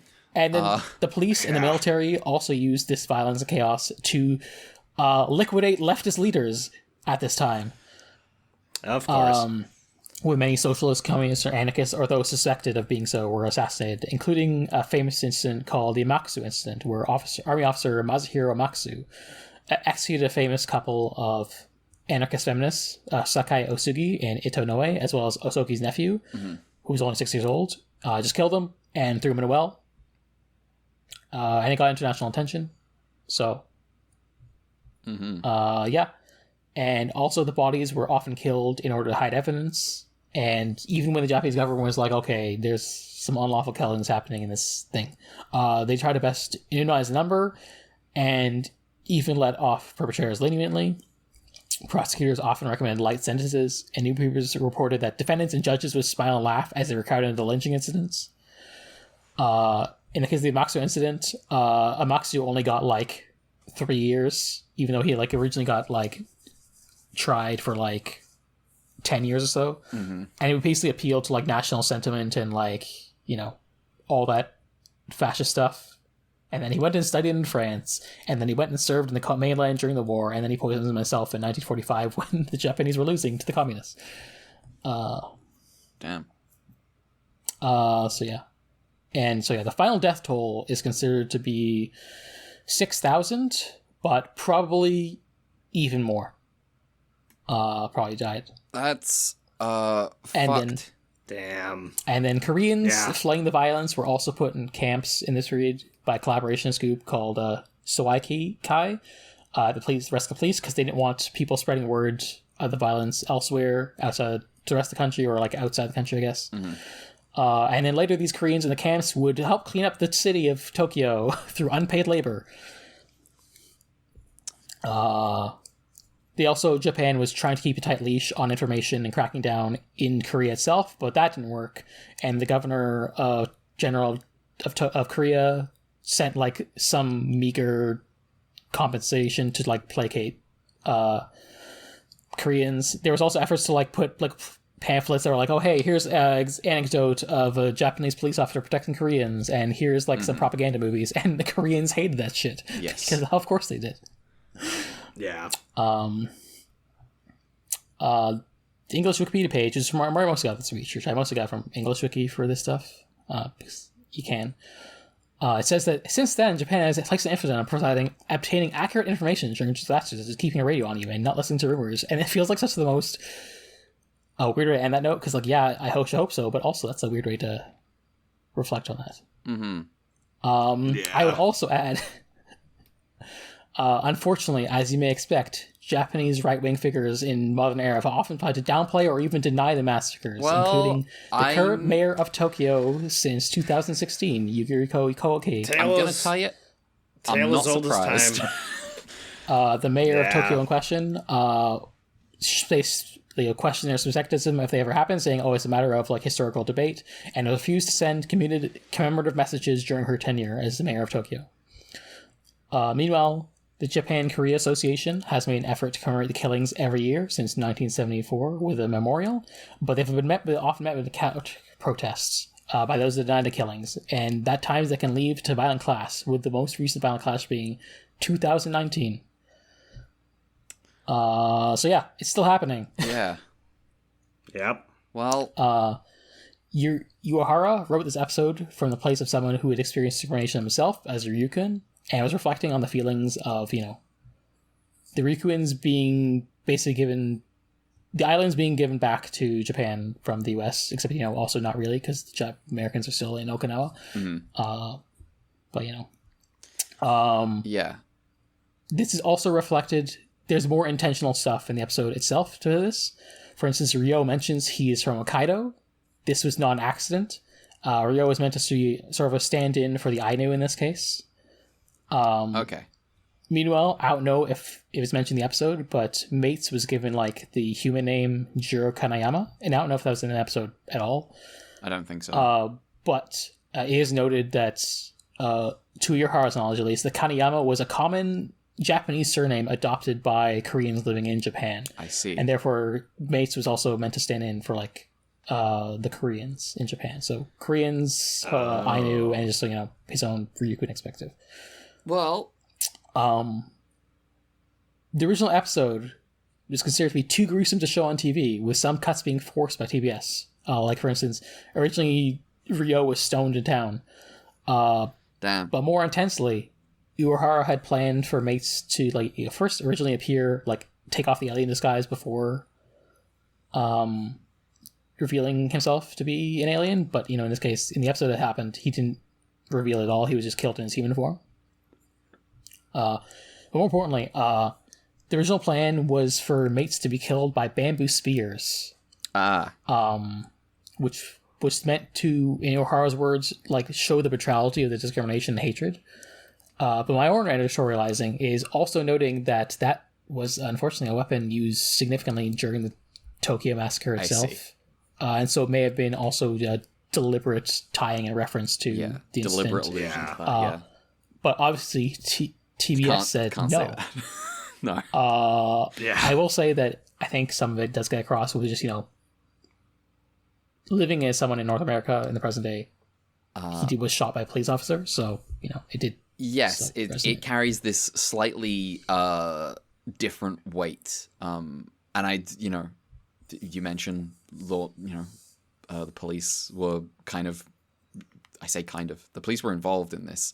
That's all. Yeah, that's a feature in this episode as well. I made note of. I was like, oh, it's interesting that they haven't portrayed the cops as trying to hold back the crowd. And I also there's this element of it too with the way it's shot. As soon as there's uproar, that guy sees I can take advantage of this to take the shot.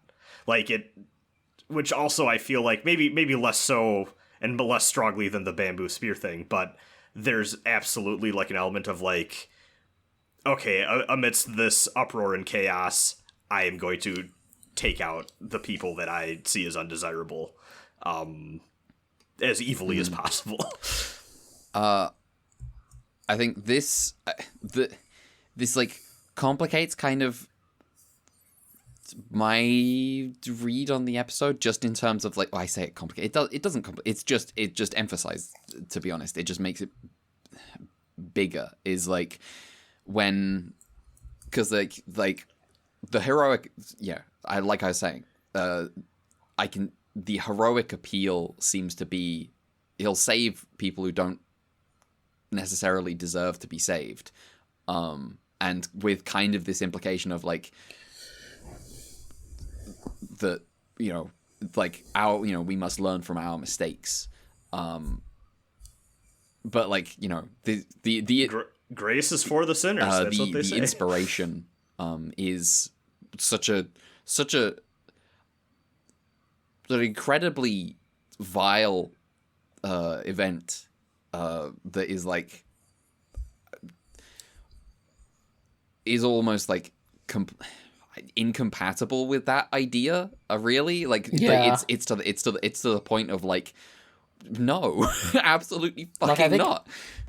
Like, I think you can like take that away from the episode, but also it's like you want to take that away from the people who actually did this in real life. That's for sure. Yeah, and it's I think and unfortunately those people got away pretty leniently. Unfortunately, yes. Yep. So I think this episode one of the stronger episodes where people die who don't have to die. Like that is a category of Ultraman episodes. I think this is definitely up there with like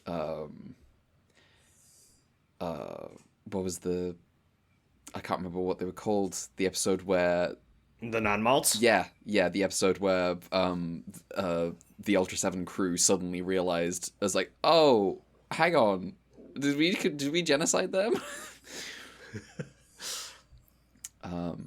Yeah. Well, that was upsetting.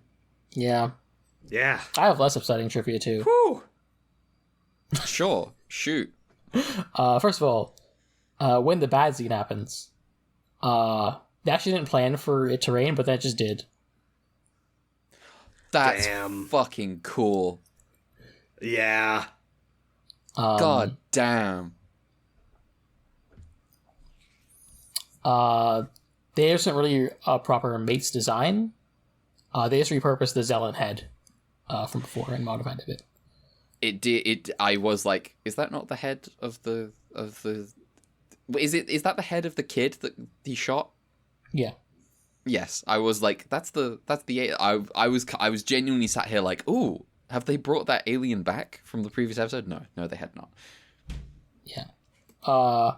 The Metis actor is Kenjiro Uemura. I didn't go into him because I don't know if he shows up again ever. But I will note he seems to be a very prolific actor and did a lot of work in Kurosawa movies. So yeah, he seems like an important guy in the industry, at least at that era. Yeah. All right. The kaiju Maruchi, based off of salmon. Toya is often credited as a suit actor, but at the time, he was in a different part of the country filming Spectre Man, so he couldn't do the job. Okay. So according to him, an unnamed junior in the JFA did the part. Okay, I'm looking at Maruchi right now. I think this is a fun enough like stood up on two legs with a big tail. Yeah. Type of kaiju design. The designer for this one is a guy whose name I've been getting wrong apparently. Oh. Ken Kumagai is his name, not Kumagi. Oh. So he's back. He's done a bunch of stuff in the middle part of the show.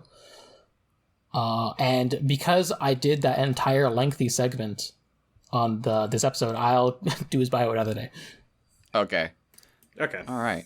Well, yeah. Do we have anything more to say about this? It's like it's a fantastic episode. Yeah. The only other thing that I don't know if it's worth me getting into, but it's a lingering thought that is spawned from their conversation is like, this has me thinking a lot too of the role of institutions such as Christianity in historically being used to, as a cudgel to tell people, like, well, you have to be the better person. And often that is used further as a means to exploit and oppress. I feel like there's a lot wrapped up in here about, like, oh, no, you can't just let them die, and you can't feel that fury and strike back. You have to be the better person. It's like, well, I mean, like we've discussed, when talking about the greater historical context, some people just fucking I wonder if do not deserve that. I wonder if that tension exists like on a staff level too, because like obviously there's a Christian show made by this. In this case, Hajime Tsuburaya is the one with like the big Catholic hand, but also I'm like, I don't think Shoji Kurohara is a Christian, unless I could be mistaken. There's also just like the value, like the format itself has moral values to it. Yeah, where it's like, Ultraman has to beat the monster. Ultraman has to save the city. And within the framework of Ultraman has to beat the monster, Ultraman has to beat the city. This is a story about, like, he'll do it even when he really, has, by rights, he could just let us all die and we'd deserve it. And there's a tension there of, like, it's almost like a missing rivalry. Ultraman's Shadow the Hedgehog, who, I don't know why I went to Shadow first. It's like an ideological rivalry of someone who is like, you shouldn't be trying to save these people. The person you should have prioritized saving was the alien and this boy. And everyone else has what's coming to them now. There's a suggestion of that here from Go, but, like, because he has to relent to actually saving people, it's like, it's an unresolved tension. It's just recognizing it in the show and just, kind of leaving it there. You know what? He's becoming a reluctant messiah, and I'm starting to get Paul Atreides vibes. God damn it! I would say, yeah.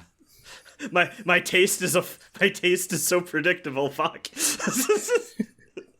In this case, I'm shallow. Wait, Alien Stellan did have the blue eyes. Mm-hmm. Oh shit! You're right. Also definitely. God, I'm gonna be thinking about this episode a lot when I think back on the show. Definitely. I think it's gonna be one of those, like how I think about the non-mult episode a lot when I think about Ultra 7. Yeah, I feel like I think about the non-mult episode more than any episode when I think about it. My mind still, when I think of Ultra 7 definitive episodes, I still think about Stolen Ultra Eye. I just adore that one. And for some strange reason, when I think about Ultra 7, I think about that fake Daft Punk guy a lot too. I don't know why. Think about him? Yeah. It's like, okay, I'm gonna be honest, there's like a tier list. It's like Stolen Ultra Eye, non-mult, Pegasa, and then Daft Punk guy. I don't know why. I cannot explain that fourth one to you. That one's Alien Shadow for all the hardcore Ultraman fans. Yes. Listen to this. Alien Daft Punk. Man. Wait. Then who's Chaplay? Oh, Chaplay's a different. Oh, I thought I meant. Yeah, Chaplay is the guy who like dies in like 2 seconds. Is that who you meant? Yes. Yeah. That is who he means. Yes. This is why I'm asking. Yeah. Okay, yeah, that was Chaplay. Fuck, actually, is that the guy you always think about? I don't know. I'm just always over here Chaplay. I do also Chaplaying. think about Chaplay dying in 2 seconds. Why? It's because he just shows up and they just like fucking just shoot this guy and he's done. He's done. He does brag about how he's defeated Ultraman and now Daft Punk doesn't make music anymore. There's a connection. And Soga's just like, he's talking, shoot him, and then they shoot him and he dies. You see that fucking Interstellar goddamn AI upscale Twitch stream they did that looked like dog shit? I aggressively did not see that. What are you talking about? I didn't. Yeah, I don't know what you're talking about either. They were like, like the Daft Punk account was like, we're going to be showing Interstellar remastered on Twitch for free. Everyone can view it. And it was like a 4K done by some AI, like up-res thing, and it just made everything look horrible. It was very funny. Very bad. Like background faces got removed so that it was just people with no faces. Like, disastrous. Terrible. Terrible. All right. Well. What an episode! Holy shit. Yeah.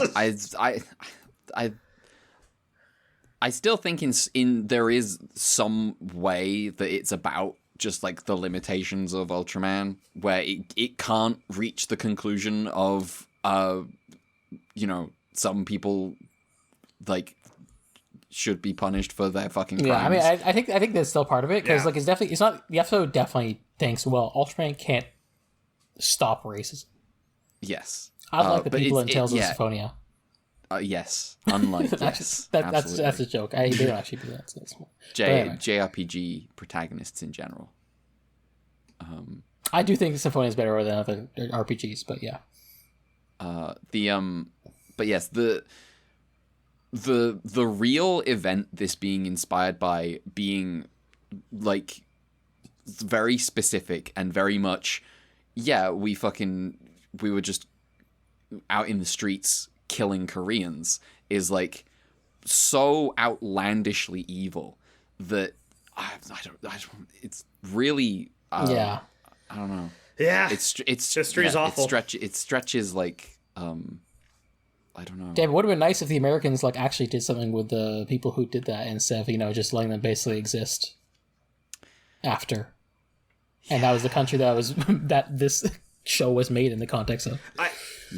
I will say, because I mean, like, I've known about these racial tensions like throughout Japan's history, just from like, I guess, like cultural osmosis or whatever for a while now. But I will say one thing: I do think I'm happy that we dive deep on the context for these episodes is that, like, I feel like by the process of doing this podcast, I have learned so much more about like the specifics of these tensions and how it then was later reflected in like people's art, and like what the left-leaning creators of the time like had to say about like racism and discrimination. And fuck, like I still want to watch that Ohsama movie, but like Death by Hanging or whatever, where they're talking about that stuff too. Just a lot of people coming out of the woodwork to be like, this isn't okay. So. All right. Do we have anything more to say about this episode? I think we've said this. All right. Do we have color timers? We do. I got a bunch of stuff. What a fucking segue! It seems almost like ridiculous. we have to rip the Band-Aid off. Yeah. The color timers. First of all, then I'll do my thingamajig. Then I'll do emails. Okay. So color timers. Episode 31, 5 minutes 39 seconds. Nice. Episode 32, 3 minutes 59 seconds. Episode 33, the only good one, 1 minute 58 seconds. I mean, didn't need any more than that. God damn. Now, all right. Time for our Kaiju runback session. Which I'll begin by running back last week's session, because I don't feel like I did as deep there as I wanted to because of my parent situation. Okay, I see. I have one bio for today, because we already did a lot today. So Gomez, designer Yasuki Inoue, aka Taiko Inoue. He was born in 1922. He enlisted in the Sasebo Marine Corps in 1944, but later lost his leg due to machine gun fire later that year on the mainland in China. And then he was returned to Japan and basically had to live with a prosthetic leg thereafter. Originally started learning furniture making before enrolling at Fine Arts in Nihon University in 1950. He was hired by Shin Toho Studios in 1952 because they were looking for new talent on their war films. And then in 1954, he was basically scouted by Toho, a different studio from Shin Toho, to work on Godzilla. And while originally he wanted to continue his work at Shin Toho, he was eventually convinced to move to Toho. Then in the 50s and 60s, he eventually climbed the ranks of the Special Effects Department at Toho. He was underling of Eiji Tsuburaya for a lot of this time. Obviously until he died. He would briefly leave Toho in 1971 after Godzilla vs. Hedorah to try and start his own studio, That failed. He went back to Toho in 1973. Eventually retired in 2000 after Godzilla vs. Megaguirus. And then we later passed away in 2012 from heart failure at the age of 89. He was very technical and detail-oriented, and he valued realism in his work. He always felt like even if CG could do impressive things, it would never fully appraise practical effects in terms of its emotional impact. He'd base miniature sets off of real-time and buildings, and rather than using reference pictures, he'd often try to walk the streets of his town in question with his team. Often he would butt heads with AG Tsuburaya due to creative differences, but he was later surprised to learn, outside of work, that AG took great pride of him as like an underling, as like a coworker kind of thing. He was generally seen to be well liked by the staff he worked with, and at diffusing conflicts between the departments, and was generally a humble guy. He also felt at Toho that like there are a lot of departments and teams, and like I don't know how to communicate with all of you, so I'm just going to give you one single document for all to work on, kind of thing. I mentioned last week also Gomez's suit actor is Haruka Nakajima. I also got more specific with Gomez's trivia, because I said the suit was a Godzilla suit, but I thought, someone also made that suit, so I thought I should go dig into that more. The suit specifically was the Godzilla fruit from 1964's Mothra vs. Godzilla and 1965's Ghidorah, the three-headed monster. This suit is nicknamed by Godzilla fan Mosugoji because whenever there's a new Godzilla fruit, they name it after the movies they're using. So, for example, the King Kong vs. Godzilla one is called Gingoji, for instance. The sculptor is Teizo Toshimitsu. Originally, Gomez was going to be using the walrus guy from Gorath. Let's go! Oh my god. Don't worry, he got his chance. Oh my god. Fucking walruses. But yeah, then Toho eventually let the Tsuburaya this suit after they finished filming Ghidorah. Then Tsuburaya basically sent the suit back to Toho. And because of that, the original plan was that Gomez was going to show up again in a future episode, The Rainbow's Egg, but they already sent it back to Toho by this time, so they made it Pagos instead. Oh. Just going through Litra again. Designer is Yasuke Inoue. The sculptor was Teizu Toshimitsu, based off the Rodan prop using Ghidorah, but also previously was Lurgurius suit. Prop. Notably, Teizo was also the sculptor for Rodan, so, he was basically modifying his own work. The writer for that first episode, Toshizuro Ujima, thought that having a smaller bird enemy be the enemy of Gomez would make the audience easier to root for it as the underdog. Hajime Tsuburaya said no more birds after filming the Lurgurius episode, because if you remember, that was episode production-wise was first. Mm-hmm. But Ichimo basically was like, that's a challenge. So he wrote a bird anyway. Nice. Toshimitsu based Litra off a peacock, included peacock feathers in the model. And the model for Litra was eventually sent back as is to Toho, and was readily repurposed as a condor in Ibera, the Horror of the Deep. Then you got Goro, suit actor Yukio Fukidome. I won't do a bio of him ever because there's no info on him at all. The original King Kong suit was done by Teizu Toshimitsu. This is the one from, King Kong vs. Godzilla. Though this suit also had a new face and also a tail, I think. They really used the torso of this suit for the Toho's own King Kong Escapes, aka in Japan, King Kong's Counterattack. Oh, also, originally, let's go. Originally, instead of super nuts, they're gonna have Goro grow up with a drug called Helipron Crystal G. However, if you recall, Alt Q ended up being in a programming slot sponsored by the Takeda Pharmaceutical Company, and they decided, no, please do not make drugs the bad guy. They had to reshoot parts of the episode as a result, and I think they released the cut footage on DVD somewhere, probably. Okay. For Namagon, again, last week Akira Sasaki sculpted it. The movement techniques used were built on Mothra larvae from the previous movies. The Namagon episode was used as the pitch to TBS because it was one of the early ones in production, and this was basically the episode that got PBS to push, hey, we should do a kaiju show. Yeah, I mean, that's a good one for that. Also, during filming, the actors would act with the monsters being there on set. So Hiroko Sakurai was like, she didn't see the kaiju until she had to watch the episode. She's like, "Oh damn, that one's gross." And AG Tsuburaya was like, "Yeah, I made it that way." That was the point. Nice. Now to the new stuff. No bios, of course, because I'll do that next week. Duran, the flower, sculpted by Akira Sasaki and Eizo Kaimai. The original model was red because they're using blue screen.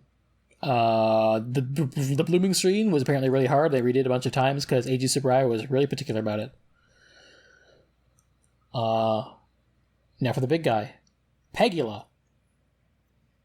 This one is the debut design for Toru Narita. And the sculptor A banger. is the previously aforementioned way early in this episode, Ryusaku Takayama. The suit actor is Yukihiro Kiyono.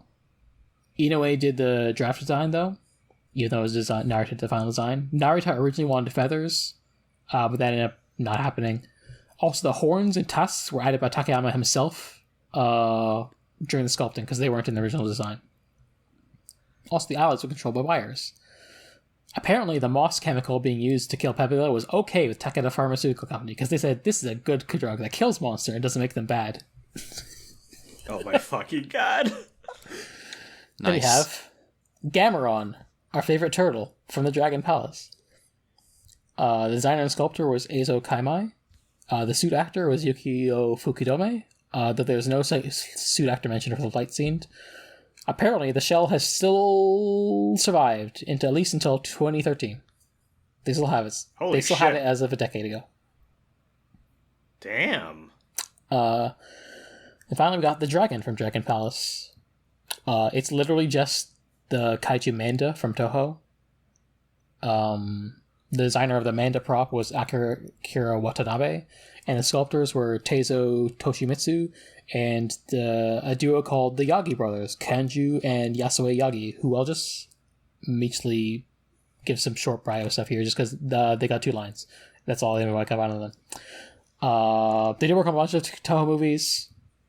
The first Kanju, I think he was the older brother, died first, and so Yasue worked on he died in 1966, the same year as Ultra Q and Ultraman, and so after that point, Yasuo worked on Toho movies by himself. Notably, Kanju's son, Masuo, I think he may have also... I don't know if he worked on other Ultraman... I don't know if Masuo ever worked on Ultraman stuff, but Masuo is important because he created Gamera, the original suit for that.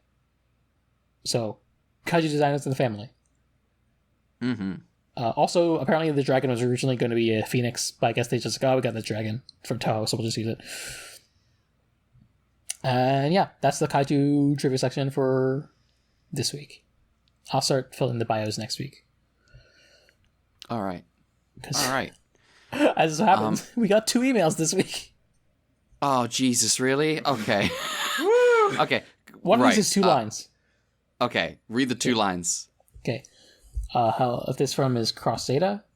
Oh, hello. Hello. They say, it feels like Sojo Ohara writing episode 33 want to fist fight Shinichi Nikata writing episode 31. It is very funny that episode 31 hits and 2 episodes later, it's just like, you gotta stop being mean to kids. You can't kill this kid. You can kill that kid, not this one. This one's fine. They also say it's funny that they reuse Zelen to make the alien mate suit. Yes. Shinichi Ichikawa projecting the future with that Law & Order episode. They also have the same thought. Mm-hmm. That's all I got. Yeah. For those who don't know what that's a reference to, the actor from Twin Peaks, and, well, hang on, no, I don't have to also reference from Twin Dune. Peaks, because we referenced Dune. Dude, yeah. Main character from Dune, you can watch footage of him in Law and Order shooting a child in a courthouse.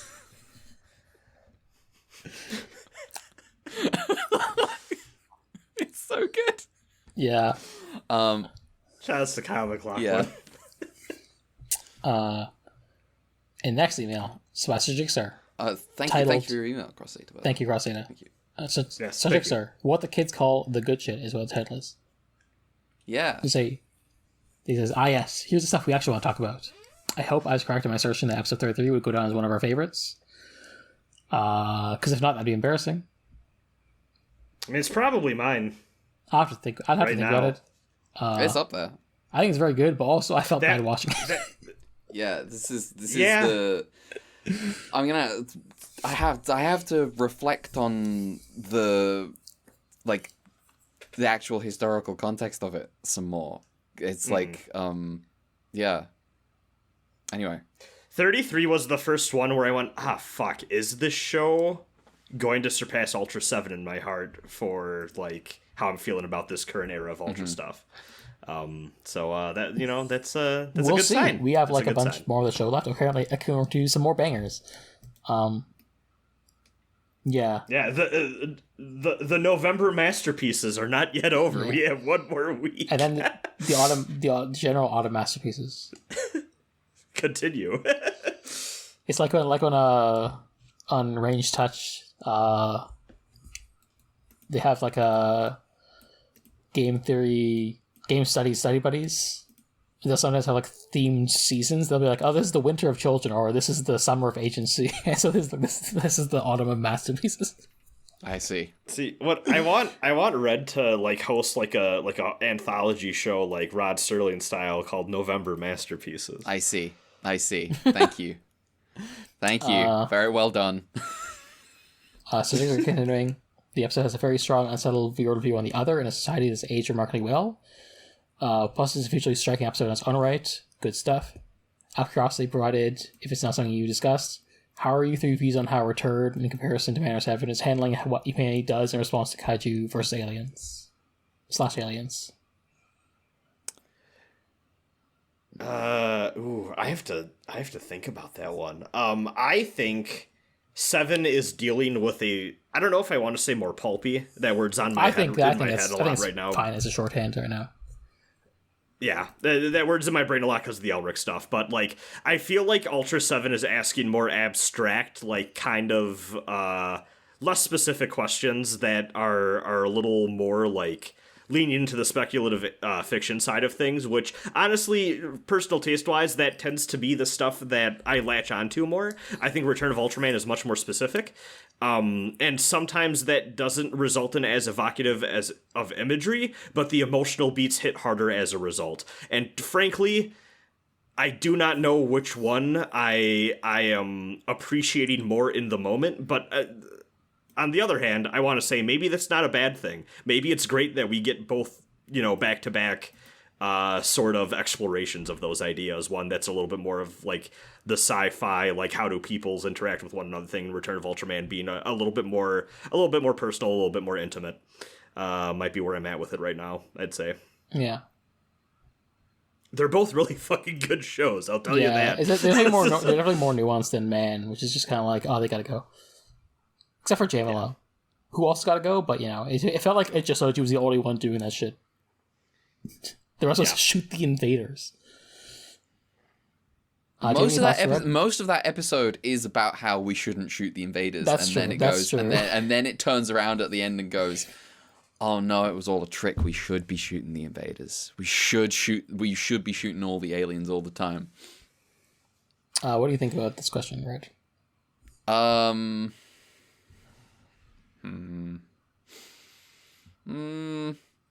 mean, it's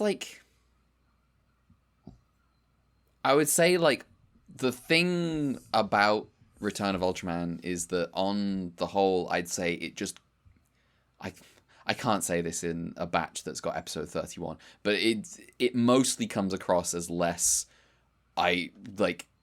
frothing at the mouth, violent about having to kill aliens and kill monsters and stuff, which means that on the whole it just comes across there. And I think Ultra 7, by being the alien show all the time, means that a lot of the time there's the bad guys are bad guys with motivations and plans and stuff, and it all comes across very different, and it's I don't know. Yeah. I would have to think about it. Yeah, I mean, I'd say this show is still like Ultraman, so it still feels sometimes like, to quote Ultraman attacking a cop attacking an escaped Jew animal. But because, I guess because the show also has like, I mean, I really as think characters, I feel like there's more nuance stuff going on. yeah, I Like really they definitely think, learned. They definitely took lessons from Seven. I really think the original Sorry, Patrick. Ultraman is like uniquely that vibe. I like there is I don't know what it because like Ultraman fighting a kaiju and defeating it in Return of Ultraman does not make me feel bad in the way that Ultraman fighting and defeat like original Ultraman fighting and defeating a kaiju sometimes is, where it's just like he's like he's just beating Like when shit they up. like when they kidnapped a kaiju and dropped it in the middle of Osaka, and then they just killed it. Yes. I do think part of this comes about. I mean, honestly, the writing's much stronger in this season. They are taking the time to establish more so how this monster exists in the world, and they're not using the monster as shorthand for this is the villain we kill this week as much. They are taking the time to establish where they're coming from, why it's a problem, what effects it's having around it, how we got here, sort of thing. And by taking the time to establish those things, I do think you open up a path where every time Ultraman, fights one of these things, it doesn't always feel like, oh god, there are crimes going on here. Or at the very least, there are crimes happening here, and we're allowed to feel a little bit bad about it because the show also knows that we should feel a little bit bad about it. We at least I do think Return is much we at better least see about how they get there, rather than just like, oh, we gotta kill it. Except for the times where they just Like- stumble like- into a thing, and it's like, why? Why did you have to attack this thing? Yeah. talking. Go ahead. Well, Red. there's a cynicism to this show in terms of like who Matt's answer to, that isn't Yes. in the previous shows really, and I think that gives the way it handles like goes like how Go feels about fighting monsters a little differently. I think this is like is this like the first Return of Ultraman episode that is like genuinely kind of about like we shouldn't be killing this we shouldn't have to kill this monster, but we did? I think there's a few of them. Because like Perhaps this season, this show has been able to let kaiju live. Like the cyclone, and the typhoon, the flood, the tsunami kaijus. Yeah, they survived. I don't know. Anyway, questions to consider when I'm not 3.5 hours deep into a podcast. yeah. This episode is not officially our. My brain is off now. I won't say anything. I'll see how we finish. But yeah, so Trickster just says that they think it takes a more suicide approach before Ultraman go, and yeah, they still gotta go for the most part. They're saying some stuff. They're even the next paragraph is just them teasing stuff for next week. So I imagine a lot of this is just gonna be stuff. We'll get to it. We will get to it. I've read it, but I won't reveal. But they also expect that Brad will. Some of the stuff they're teasing, Brad will uncover just through due diligence anyway, but also they'll send anything extra just in case. Okay. Alrighty. And Wow. they said the streak of banger episodes has only just begun. Stay tuned. I'm excited. I'm having a good time. I'm excited. Yeah. Next week is dinosaurs. Well, maybe not good time is the proper word, but Good television. a good gut punch feels nice every now and again. Yeah. Yeah, so thank you, Trickster. Also thank you again, Coseta. It's nice to have more than one people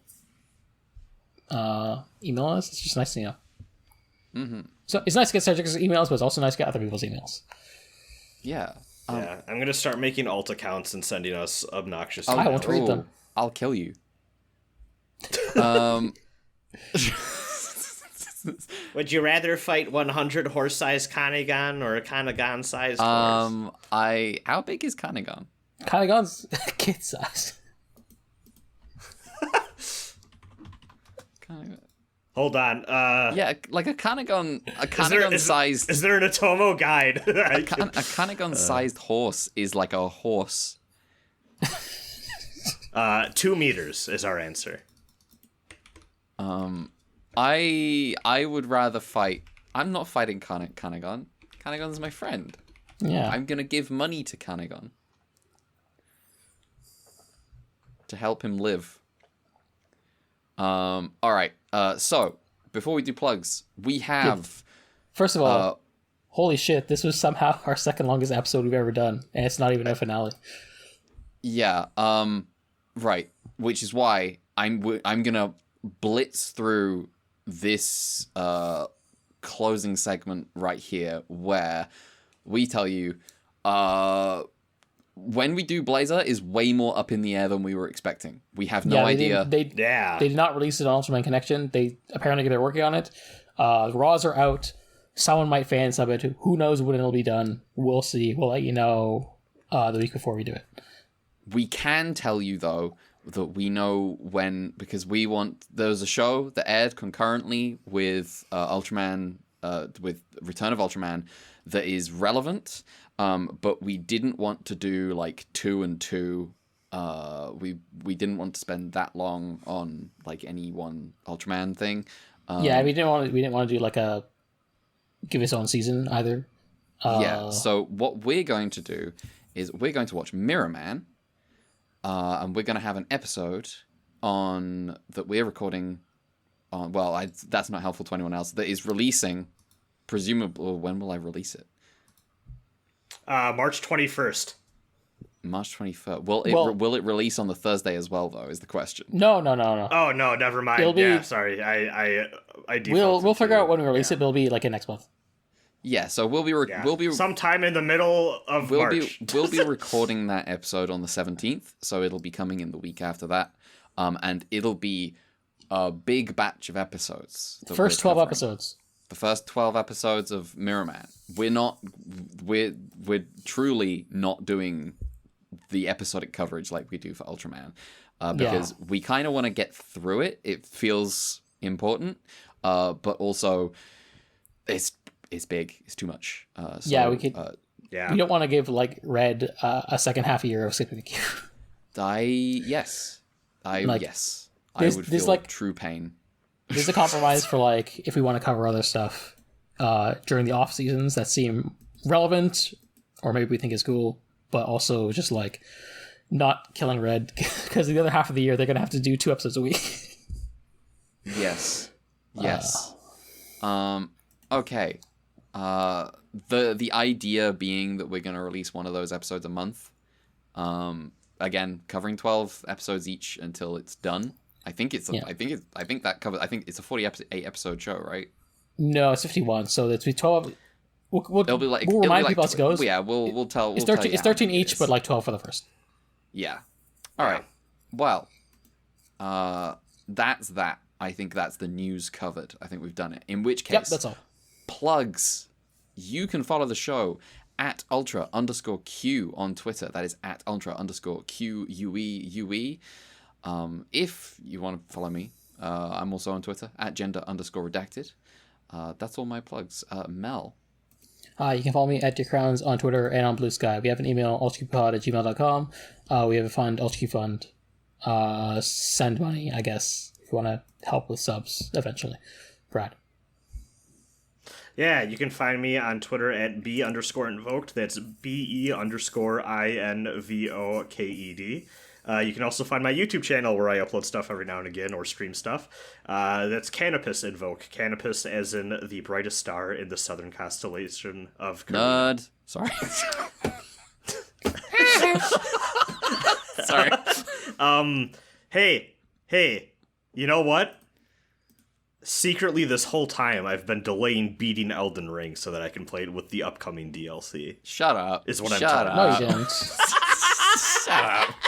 Get out of here. I'm not beating that game now. I got DLC to play on that profile. So if you beat the game, it puts you right back to before the final boss. I don't believe. I think it does. I think it's the first one that does. You can look. I can look it up. Oh, okay. Look it up to be sure. Yeah. I think it would be funnier if I just get to up until the final boss and Okay, don't. that'll be that will also. If I'm be being good. honest. That's probably fine. Yeah. So.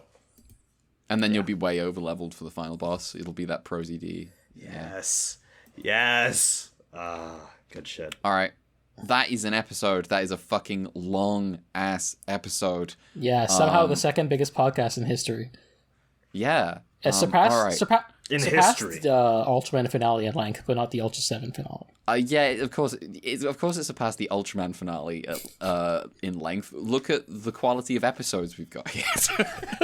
Yeah, this beef Wellington hits a lot harder than this Elmer's glue. Oh man. That's a little mean to Ultraman. No, it's I not. feel like No, sometimes we are too mean No, to we're not. Ultraman. I don't know.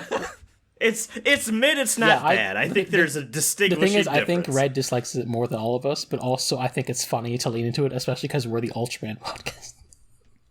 It is funny. It is funny. It is also the I mean, it worst is the one worst we've show we've watched. seen. Like, I still think positively of the show, but I do think it's like mid.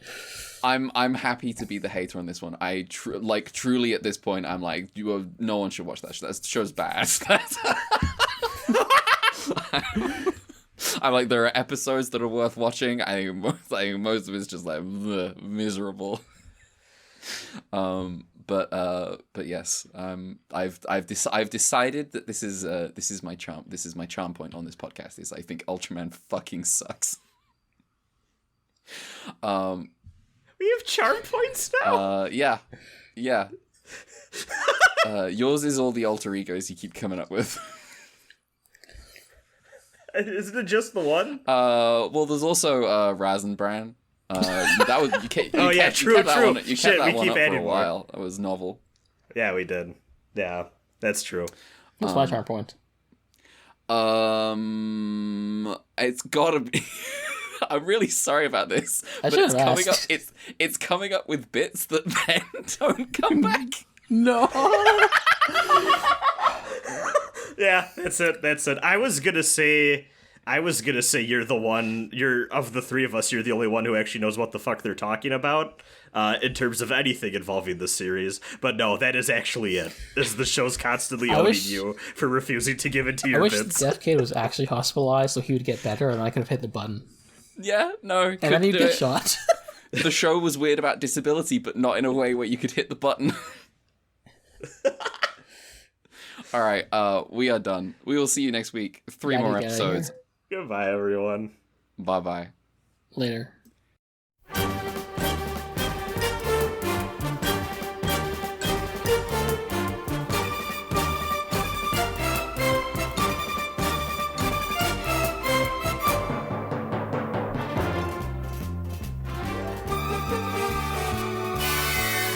を壊すぞ地響き立てて吠える怪獣大怪獣」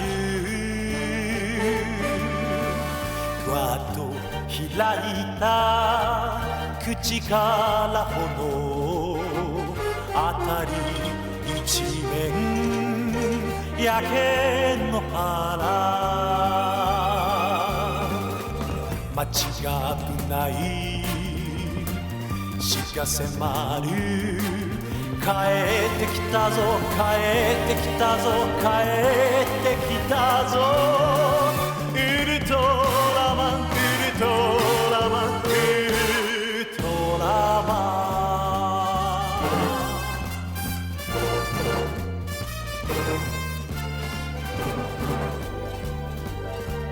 ン十字を組んで狙った敵は必殺技の贈り物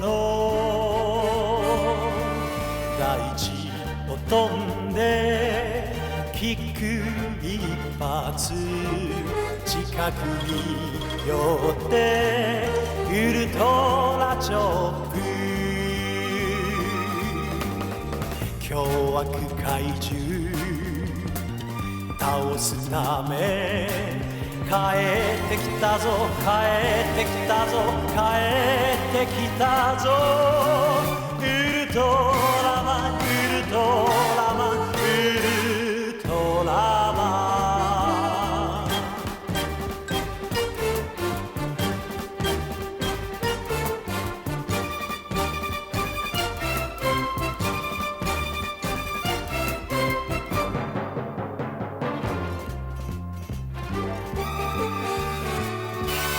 戦い進んで見上げる空に一つ輝く僕の星遠く離れて地球に一人あれがふるさとだ正義と平和を守るため帰ってきたぞ帰ってきたぞ帰ってきたぞ